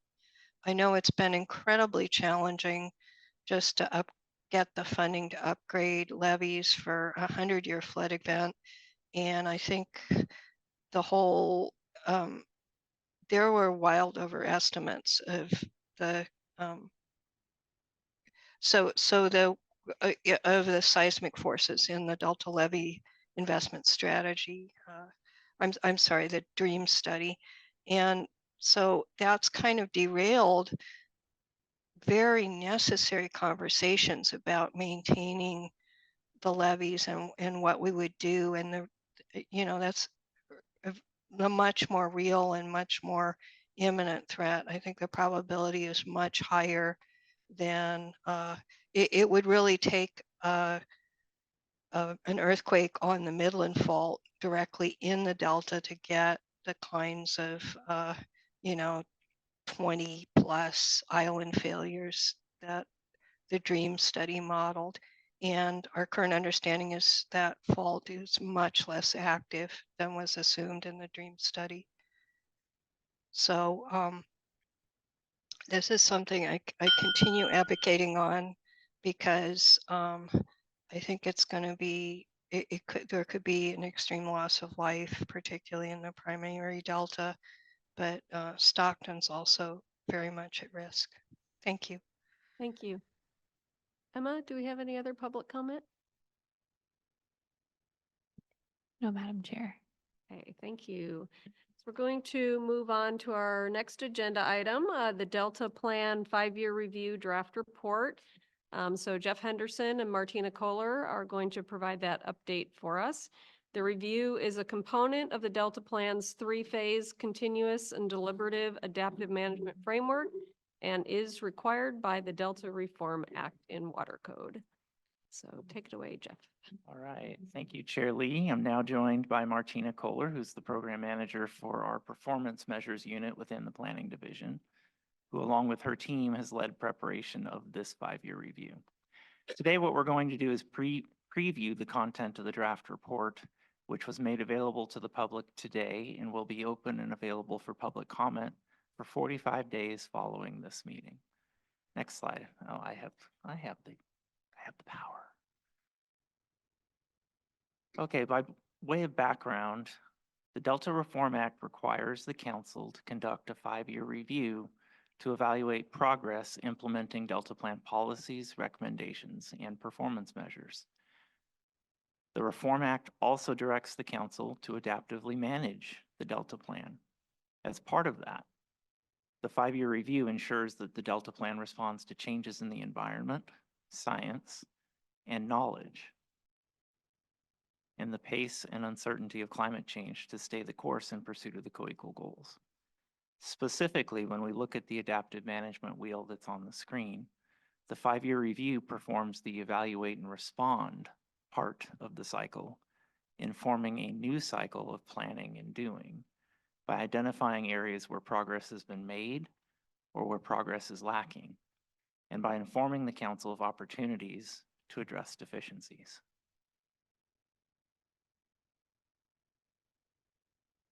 The first Delta Plan 5-year review was completed by staff in 2019, and it covered the period from adoption of the Delta Plan in 2013 to the first 5-year milepost in 2018. This first review was based on a variety of inputs, including a review of the Delta Plan and an evaluation by staff of the status of different implementation activities. It was informed by surveys and focus group interviews with agencies and interested and affected parties to understand how they view and use the Delta Plan, and it was informed by input from council members. High-level recommendations from the first 5-year review included strengthening plan implementation, evaluating key planning topics and emerging issues, and staff development and technological advancements. The council's been working toward implementing those recommended actions that were identified in the 2019 review. Major achievements over the past 5 years include the ecosystem amendment. In 2022, the council completed an update to Delta Plan Chapter 4, known as the Ecosystem Amendment. A rulemaking process is currently underway to implement the regulatory policies established in that amendment. The Delta Levee's investment strategy prioritizes investments in Delta Levee operations, maintenance, and improvements based on risk analysis, economics, and engineering. The council amended Delta Plan Policy RRP1 to implement DLIS and the updated version of that regulation became law on January 1st of this year. The council's updated appeals procedures improved the appeals process for both certifying agencies and appellants. Updated amendments were adopted by the council in 2022, and portions were published in the California Code of Regulations in 2023. And the council completed the Delta Adapts vulnerability assessment in 2021. The second part of Delta Adapts, the climate adaptation plan, will be released soon. We're now shifting to the next or second 5-year review report. A draft of this report is provided in your meeting packets for today, and it's available on the council's website. We're launching the draft report today, again beginning a 45-day public review process, and we'll be back before the council later this summer to consider and potentially endorse the report following public comments. The report is presented in 4 parts. The first part provides key accomplishments from the past 5 years connected to the priorities identified in the 2019 review, which I just highlighted on the previous slide. Part 2 presents progress report cards for Delta Plan chapters that were developed from performance measures describing key findings and issue spotlights.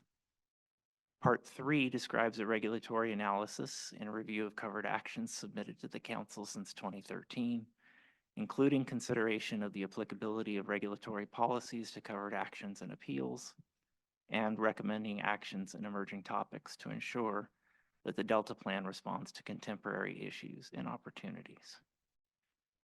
Part 4 lists recommended actions the council could take in the next 5 years to improve performance measure progress and affirm the council's regulatory roles to better achieve Delta Plan objectives. And appendices to the report provide additional information regarding the development of the performance measure report cards and a listing of covered actions submitted to the council since 2013. I'll now turn it over to Martina to lead the discussion of the performance measure report cards and associated recommendations. So good afternoon, Council Chair and council members. I will take it from here. So in its second 5-year review, Council used its unique opportunity to base the Delta Plan review on a portfolio of the measurable performance measures. So the report is organized into these performance assessments, progress reports for each chapter.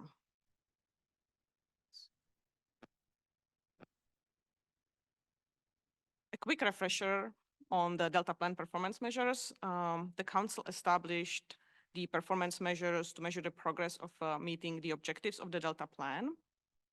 The performance measures evaluate whether the management actions recommended in the Delta Plan are producing the expected results. A little bit of history, the Council developed the quantitative performance measures based on best available science and data, and also the management relevance to the Delta Plan. And the process took multiple years. It was an inclusive process and involved feedback and public comments from state, federal, and local agencies, from scientists and other interested groups. So these performance measures have a structure that they define the baseline conditions before the Delta Plan was in effect, and they also set measurable dated targets for the desired endpoints of management actions. So Delta Plan has 38 these quantitative performance measures. There is about like 5 to 8 for each Delta Plan resource area. So in the 5-year review draft report, in part 2, we present the performance measure evaluations and provide kind of the snapshot of progress made toward the Delta Plan targets. So we have rated the performance measures in a way that how much has been achieved out of that quantitative target by 2023. So in the rating, the report card used 4 different levels of progress ratings, from poor to very good, and kind of the corresponding colors from red to green and dark green. So the poor and fair ratings mean less than 50% of the target was achieved, and above 50% is rated good to very good. And here I would like to point out that generally the target dates are still few years into the future. So these are essentially early rating results. And most of the 38 quantitative performance measures were used in this assessment, with few exceptions.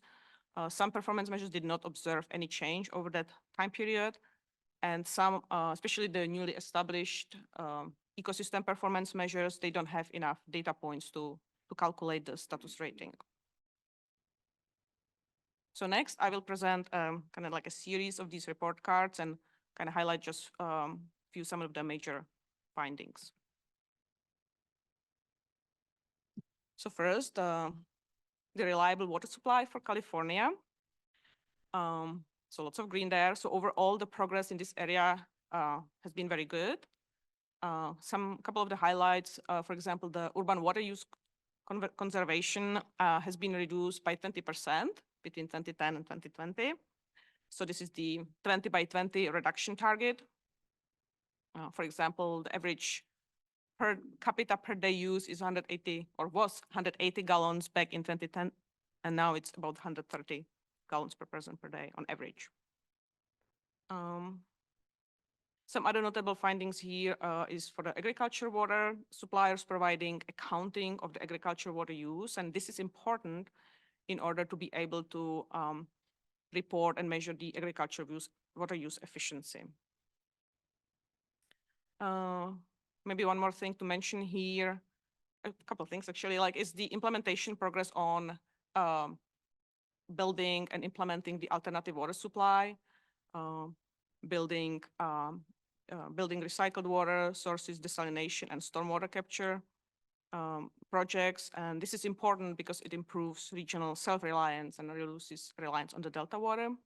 And lastly, to mention here is for the Delta water exports.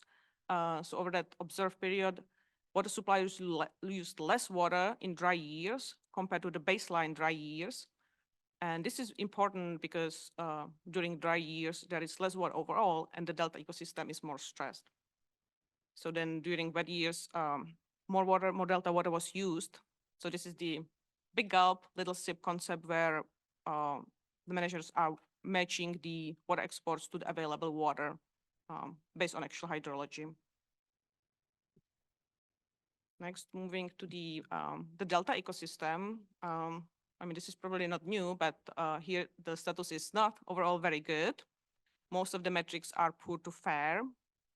A few highlights to point out here is the floodplain inundation in the Yellow Bypass was actually below 50% of the target. But with the forthcoming project, the Fremont Weir Big Notch becoming operational, the inundation target will be, is anticipated to be met more often. And again, this is important because of the key benefits of the floodplain inundation to native fish. Kind of interestingly here, the green point on the in-delta flows are meeting the targets, especially during the dry years. Over the past 10 years, the delta outflow was more than 50% of the freshwater inflow. This ratio was less often achieved during the wet years. And this is important because maintaining higher flows during dry and critical dry years is an important component of the natural function of flow supports the native species. For the habitat restoration, the progress has been slow, but pace is increasing. And we have used a supplemental metric to address the time lag between the on-the-ground conditions observed by the natural communities and use more recent restoration progress for the habitat restoration projects. So we have two metrics for that, for the habitat restoration. Couple other things, the salmon natural populations. I guess this is not new, but it's declining. The current population is even below the initial baselines.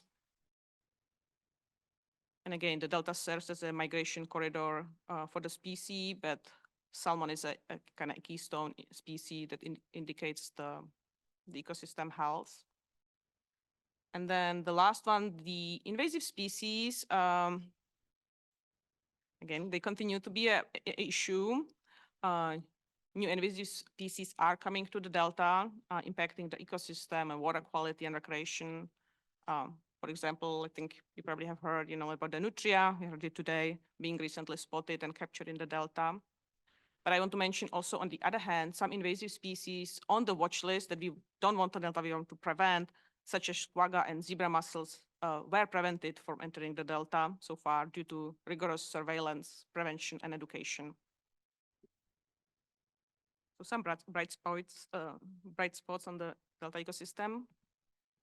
Next, the delta as place, as an evolving place. So this category is measured by a variety of metrics and also have kind of the results are very mixed. So I would like to highlight kind of the most alarming is the limited progress on the subsidence reversal targets. That is already just about 10%, 3,000 acres of the overall 30,000 target acres has been implemented so far. It was actually interesting to hear the Metropolitan Water District report this morning that there is more coming, but still, I think we need to increase the pace because, as we heard, the subsidence land increases pressure on the levees, causes land loss, and limits opportunities for the ecosystem restoration. For the delta economy, you probably see on the slide, like we have eight metrics. So in this case, we have used an alternative set of metrics. These are derived from a recently completed update to socioeconomic indicators developed by Delta Protection Commission.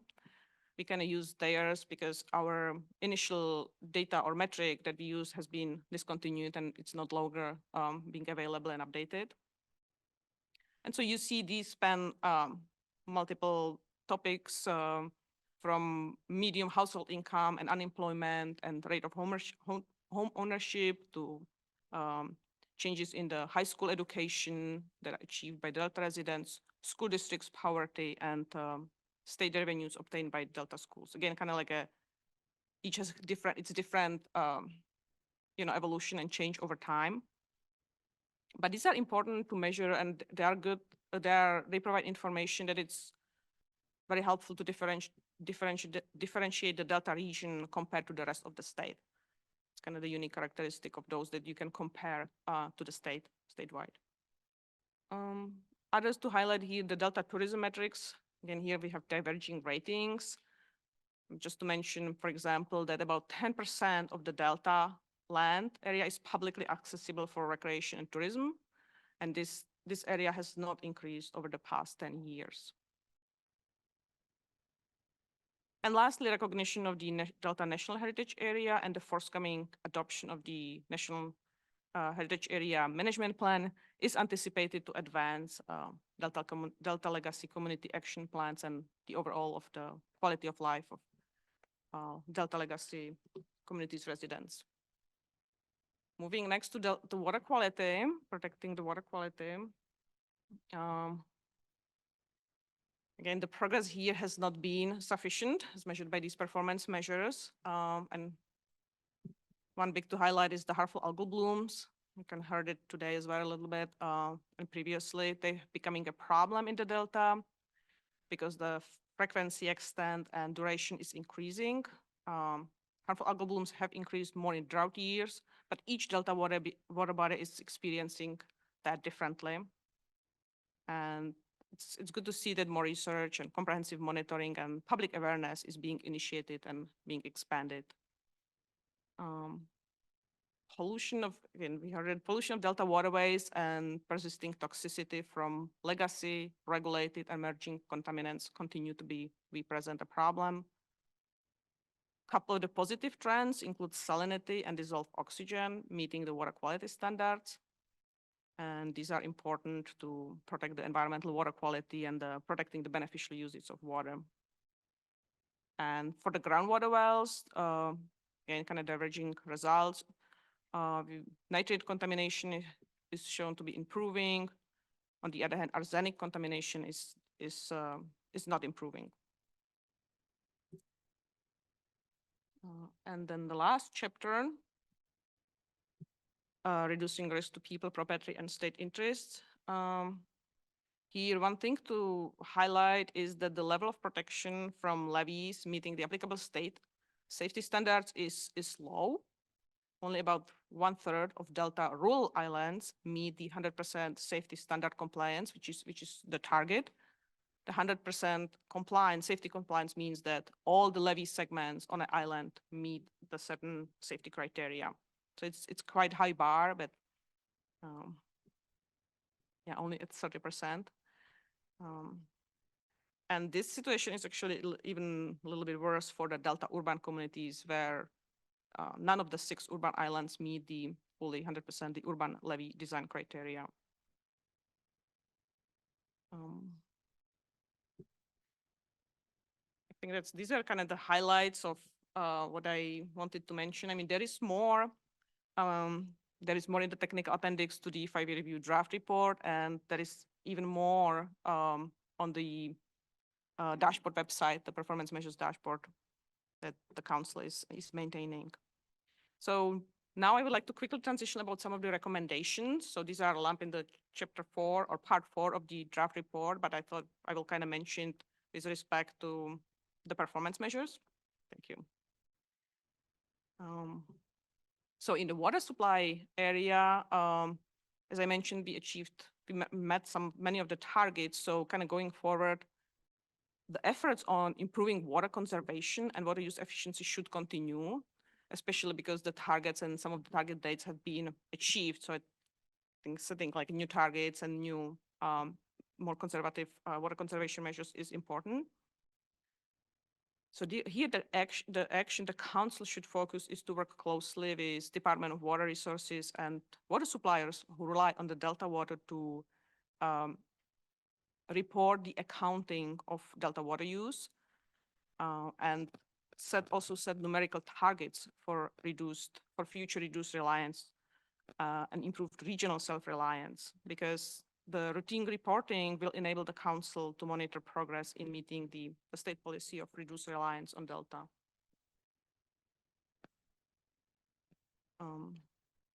So there is urgent need to expand and expedite restoration of ecosystem functions and increase the areas of working landscapes that support wildlife and hasten the creation of new opportunities to restore the Delta ecosystem. So this means to redouble the focus on implementing the ecosystem amendment policies and recommendations. The restoration subcommittee of the DPIC is working on many of these items already. So it's pretty much council will continue to lead that and support that effort.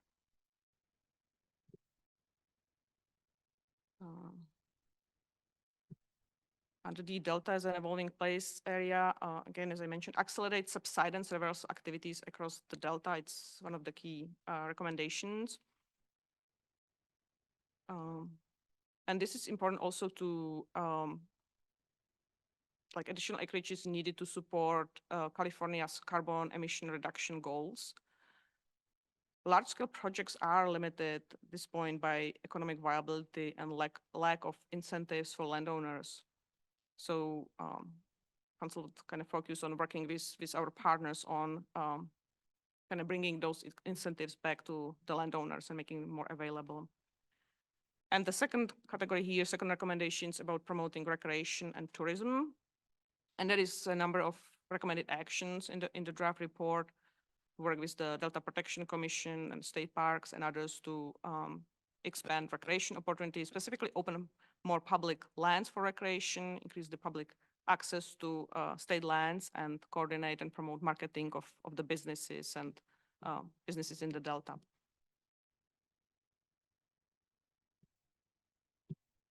For reducing flood risks,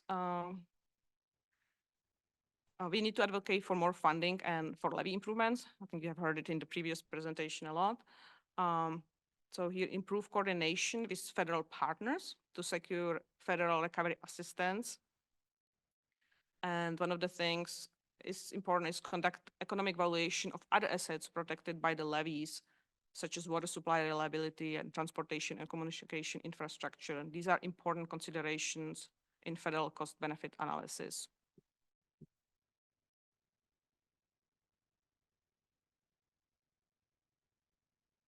And finally, we have identified opportunities how to improve performance measures in general.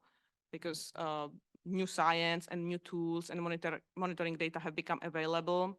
So there is a kind of suite of recommendation and suggestions how we can refine performance measures.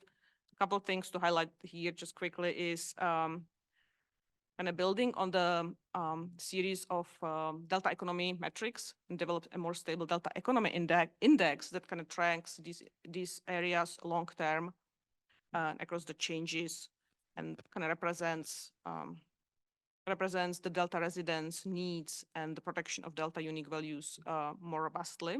So that will be one of the area that of focus. And the other one is develop additional metrics for the subsided lands, some metrics specific for the public lands ownership and type of management activities and how they contribute to different subsidence rates and also opportunities for subsidence halting and prevention and reversal.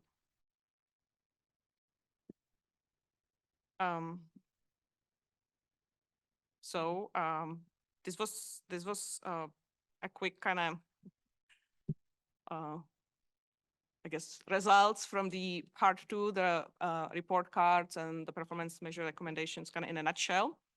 So there is much more in the report, and now I will hand it back to Jeff. Thank you, Martina. I'm now going to summarize part 3 of the 5-year review report, which we refer to generally as our regulatory analysis. And what we did here is we reviewed all covered actions that were submitted to the council since the beginning in 2013, since the beginning. And in doing so, we considered which Delta Plan regulatory policies were called out in these certifications and appeals. This led us to recommend a few actions related to early consultation and to ensure that the Delta Plan responds to contemporary issues and opportunities. We also considered best available science issues that were raised on appeals to provide insight into the applicability and the relevance of the 6 best available science criteria established in the Delta Plan to the types of covered actions that were filed. And we used this to identify scientific topics that were frequently implicated in appeals. This led us to recommend some actions related to which criteria to highlight in early consultation for best available science, and to inform critical science topics to focus future research on. Lastly, we reviewed the 23 adaptive management plans submitted with ecosystem restoration or water management covered action certifications to determine whether 15 elements of adaptive management that are recommended by the Delta Plan were incorporated into these adaptive management plans. Overall, the quality of the adaptive management plans we received was high. More than half included all adaptive management elements, and the completeness of adaptive management plans did improve over time. This analysis led us to recommend actions for early consultation concerning data management and communication elements of adaptive management plans, which was the least included element among the plans submitted.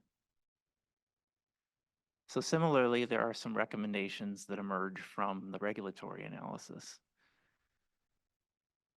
These include implementing the Delta Levees investment strategy, considering the impacts and benefits of capturing and storing carbon, conducting a covered actions early consultation, continuing to conduct covered action early consultation, and introducing post-project updates, one of which we're hoping to bring to the council shortly in the next couple of months, which is the idea of looking back 5 or 6 years and looking at the covered actions that came before the council, and then having the proponents come in and talk with the council about how those projects as built or as designed are achieving the things that were laid out in the certification.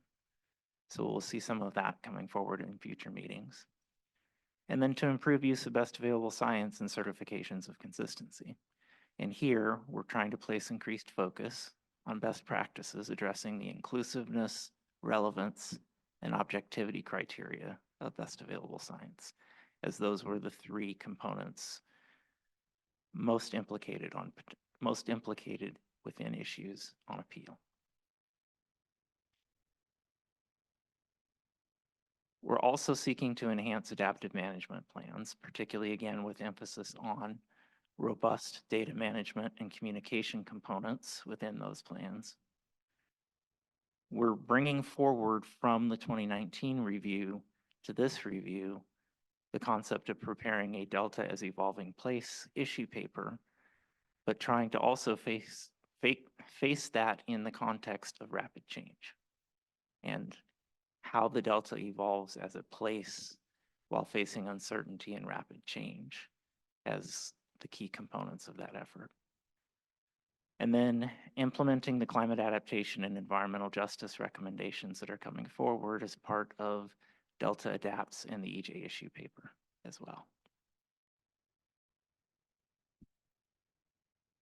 So the draft report has been released. It is available on the council's website, and comments that we received by June 10th, 2024 will be considered in the final report. Staff will consider comments received and revise the report this summer.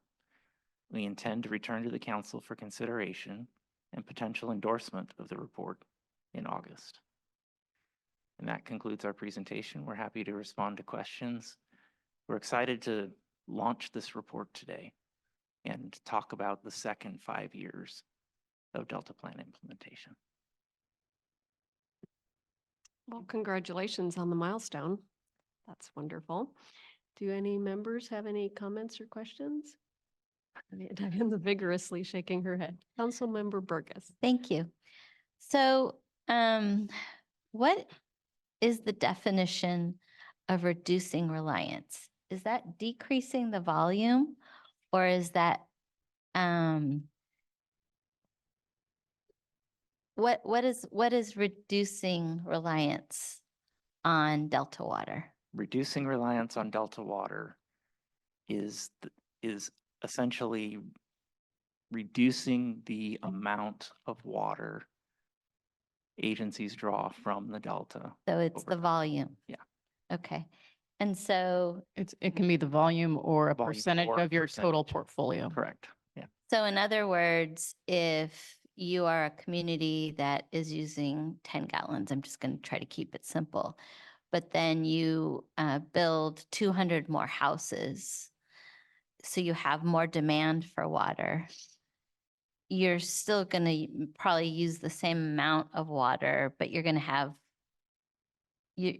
But it may be a different percentage of your overall portfolio because you're offsetting it with alternative sources. So ultimately, we're not reducing the reliance on Delta water in some ways. Reducing it as a proportion of the whole. Yeah. Okay.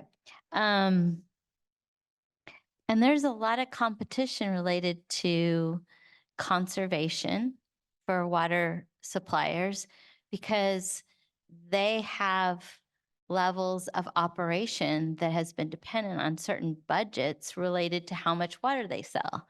So there's just this challenge for the water suppliers because I've read that, and some of the water suppliers say that importing water is the least expensive way of expanding their supply.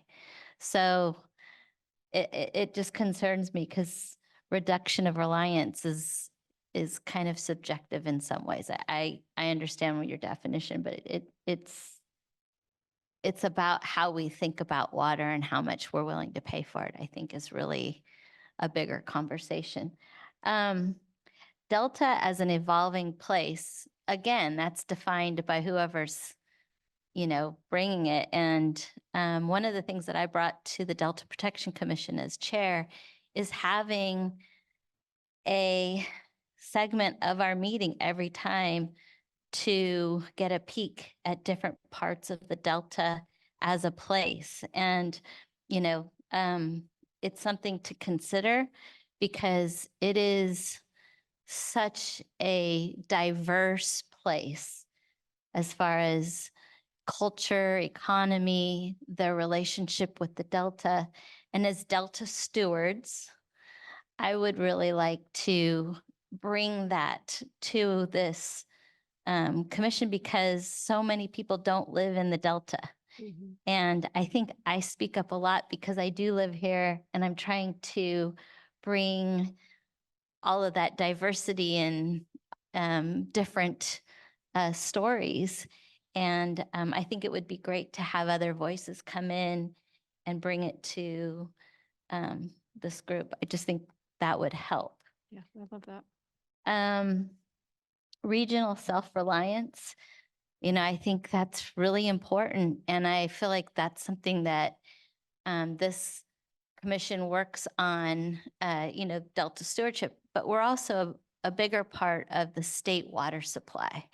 And so in our focus, I really think it's good to know what other ways communities are being self-reliant, so that we can understand a bigger part of the whole.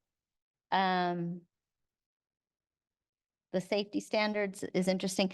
And then the other thing that I think I'd like to just, as when we're talking about Delta's place, right now we are in, and I'll talk about Oakley a little later, but so many of these communities are still trying to catch up with the infrastructure that is required and expected of them. At the same time, there's all these other challenges happening. And I don't think we recognize that enough. So, but, and I didn't get to study the performance measures. I really appreciate it being printed. This is going to be easier for me to kind of absorb, but thank you. And Any Jeff, other- maybe you should also clarify the difference between this and the 5-year review draft, just so we're clear. Yeah, the document that Supervisor Burgess referenced is the performance measures guidebook that the council prepared several years ago that includes essentially a profile page for each of the established performance measures. It's more of it's a reference document. Right, and I really appreciate being able to read it in print form. Yeah. So thank you. Are we improving Delta? How would you answer that question? Very broad. It's a great I mean, question. this is, you're giving grades out, and I just want to know, in general, what is your opinion of the Delta now? I mean, I guess I would say we're not keeping pace with the changes that are affecting, what the state has identified as priorities in the Delta. So Yeah, I mean, it's kind of mixed, but there is few areas that show improvements. I mean, there are some, but there are many that don't. And we're also being impacted by climate change, which is a whole other condition that we couldn't have even anticipated. So, yeah. Right. Incrementally in some ways and in some areas or topics, not so much in others. And I think part of what's important to keep in mind about the type of analysis we're talking about here is that it's progress against targets that we've set. So when the Delta Plan was adopted, actually in the 2018 amendments, but in the Delta Plan, there are established targets for each of these performance measures. And those assessments, red, yellow, green, are how much from the baseline to the target we've achieved. As Supervisor Burgess points out, the environment keeps changing. And so one of the difficulties sometimes with performance measures is detecting the difference between, hey, something changed because of a policy that we put forth and did, and hey, something changed because the environment changed. And that's a continual challenge that we have with these measures, and one that we're aware of. Member Hueso. And that's a fascinating question, Councilmember de Morale, because it's hard to answer, because when you ask, has it improved for who, or has it improved for itself? And as I drove here and got to see some of the levees that now exist that allow the water to flow through some of the islands at a level that's above the actual island. In many cases, I didn't measure it, but it seemed to me that it was at least 15 feet above the level of the island. What if those levees didn't exist? Would those islands be completely submerged at this time of year when you have flows down the Sacramento Delta that are the highest of the year and potentially higher when the snowmelt begins? Are our rivers better off with reservoirs? Are they better off? Is our environment better off with those investments? And that's literally the purpose of why this agency exists, to really balance the whole concept of co-equal goals is to continue to manage that delivery, the system that delivers water to Californians and to the economy and to the environment. And I mean, this is the scientific process that we go through, how to best do that with the limited resources that we have. And every step of every year I've been in government, we never have a budget big enough to address all the community needs. Never. There hasn't been a year, even when the state has had an abundance of funding, the list of projects that were considered priority in transportation and social services and medical and environment always exceed what's available. And so we're going through this process, and I appreciate the report today. I appreciate the picture that it paints, and the question of water availability and what is it possible to reduce reliance? I believe it is. And as we speak, I've seen incremental gains throughout the state in which different water districts are adjusting the amount they draw, the purposes by which they draw it. Are they working to identify new sources of water, whether it be from groundwater or recycling or from the state project or the Colorado River or DSC? We have never been more advanced in terms of science and technology to really help solve all the challenges related to drawing water and how we manage that with the environment. And again, we're going down that path saying, you know what, I'm looking at some districts that are now trying to become 100% reliant of any other source other than their own, where they're starting to look at groundwater saying, let's manage our groundwater. If we do it wisely, and we can add some groundwater desal, where we can maybe restore some groundwater sources that are not currently available to us, and look at how we manage our reservoirs, we can become 100% self-reliant within a certain geographical area. I think that's exciting. It's the first time I've heard of that in modern history. I could have seen maybe in very small communities that can afford to build a reservoir to be completely reliant on that reservoir, but we're not talking about cities. We're not talking about metropolitan statistical areas. We're talking about small communities. But now in California, the most populated state in the country, facing severe climate change and facing lots of challenges environmentally, from the beginning of the Sierras to our coastal areas. It's encouraging to me that at least we're approaching this scientifically in California. We're identifying the need and trying to meet it incrementally or however we can, and making gains. I think we're making gains. I think the Delta is a better place given what we've done, given what our goals are.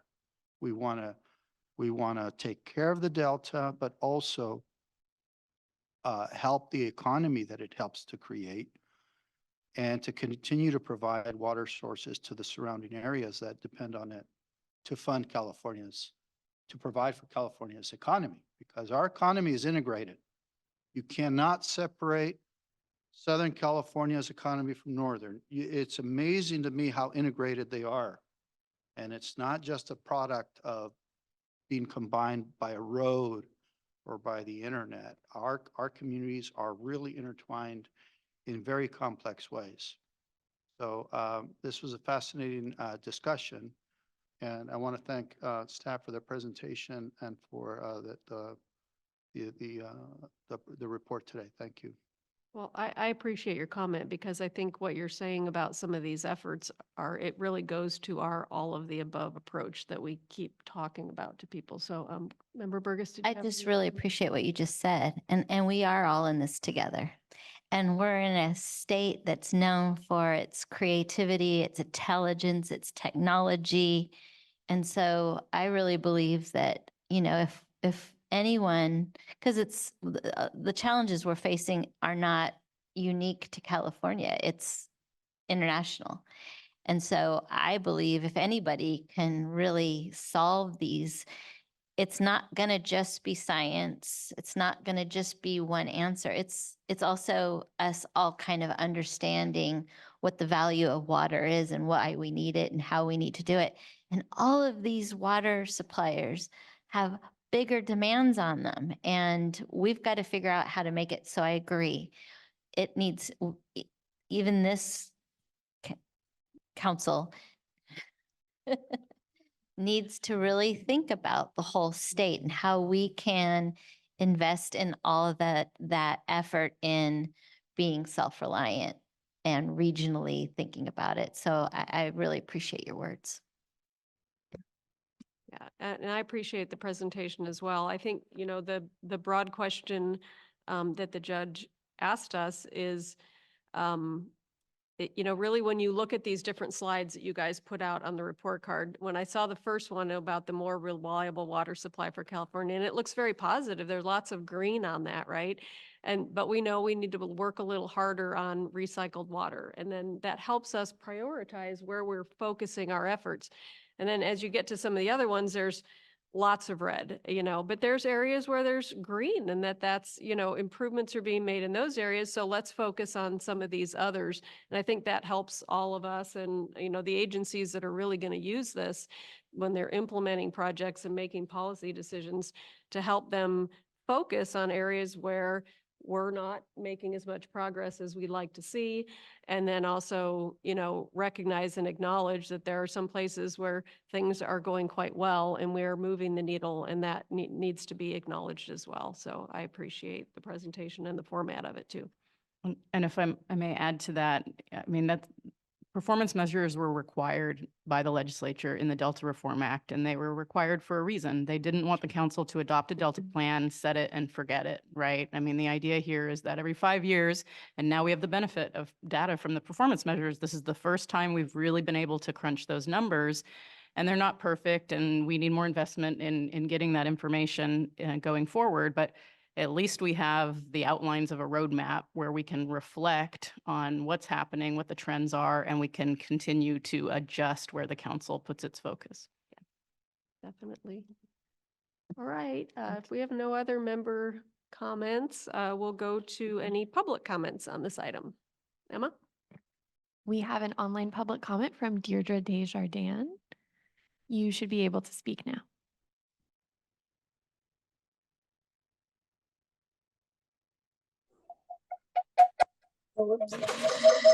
Sorry, just a sec.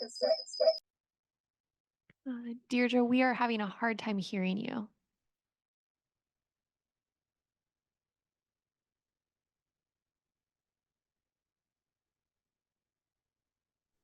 Thank you. I switched to my laptop. So I have done a lot of work on drought impacts and accelerated climate change. And we saw a step increase in temperature starting around 2013. And it's part of a global acceleration in temperature increase. And it's resulted in a lot more new hot droughts. There's a lot more evapotranspiration in the watersheds. We use a lot more water to the atmosphere and to the forest in the Sierras. And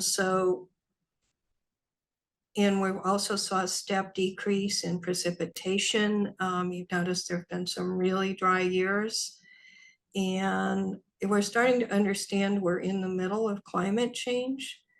And so I'm really concerned about the metric for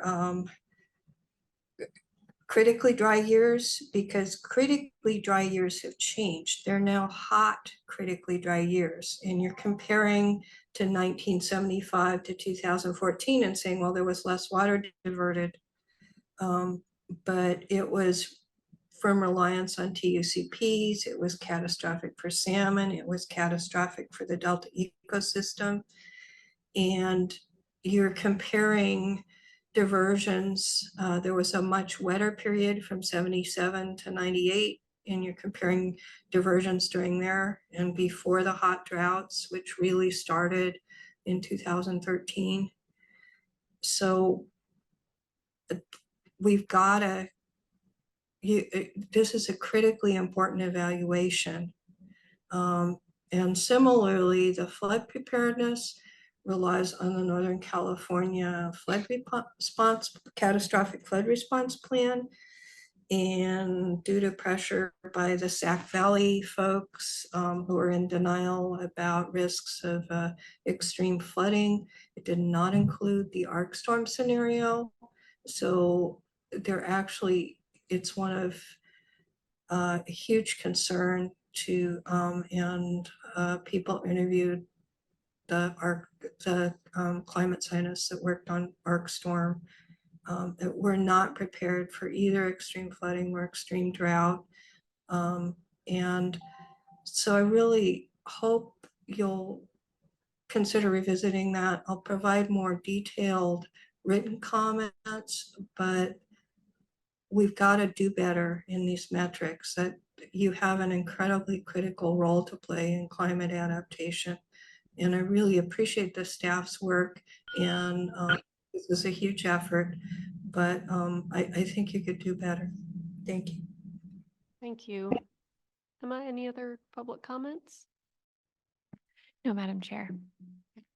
Well, before we go on to our next item, I want to thank everyone for the presentations today. And I want to take a few minutes to again mention that we are here in this great venue down here in Oakley, and I want to learn a little more about it. So I know that you have some information for us, and I just think that this is wonderful here. Yeah, so welcome to Oakley. I started off my political career as a city council member here.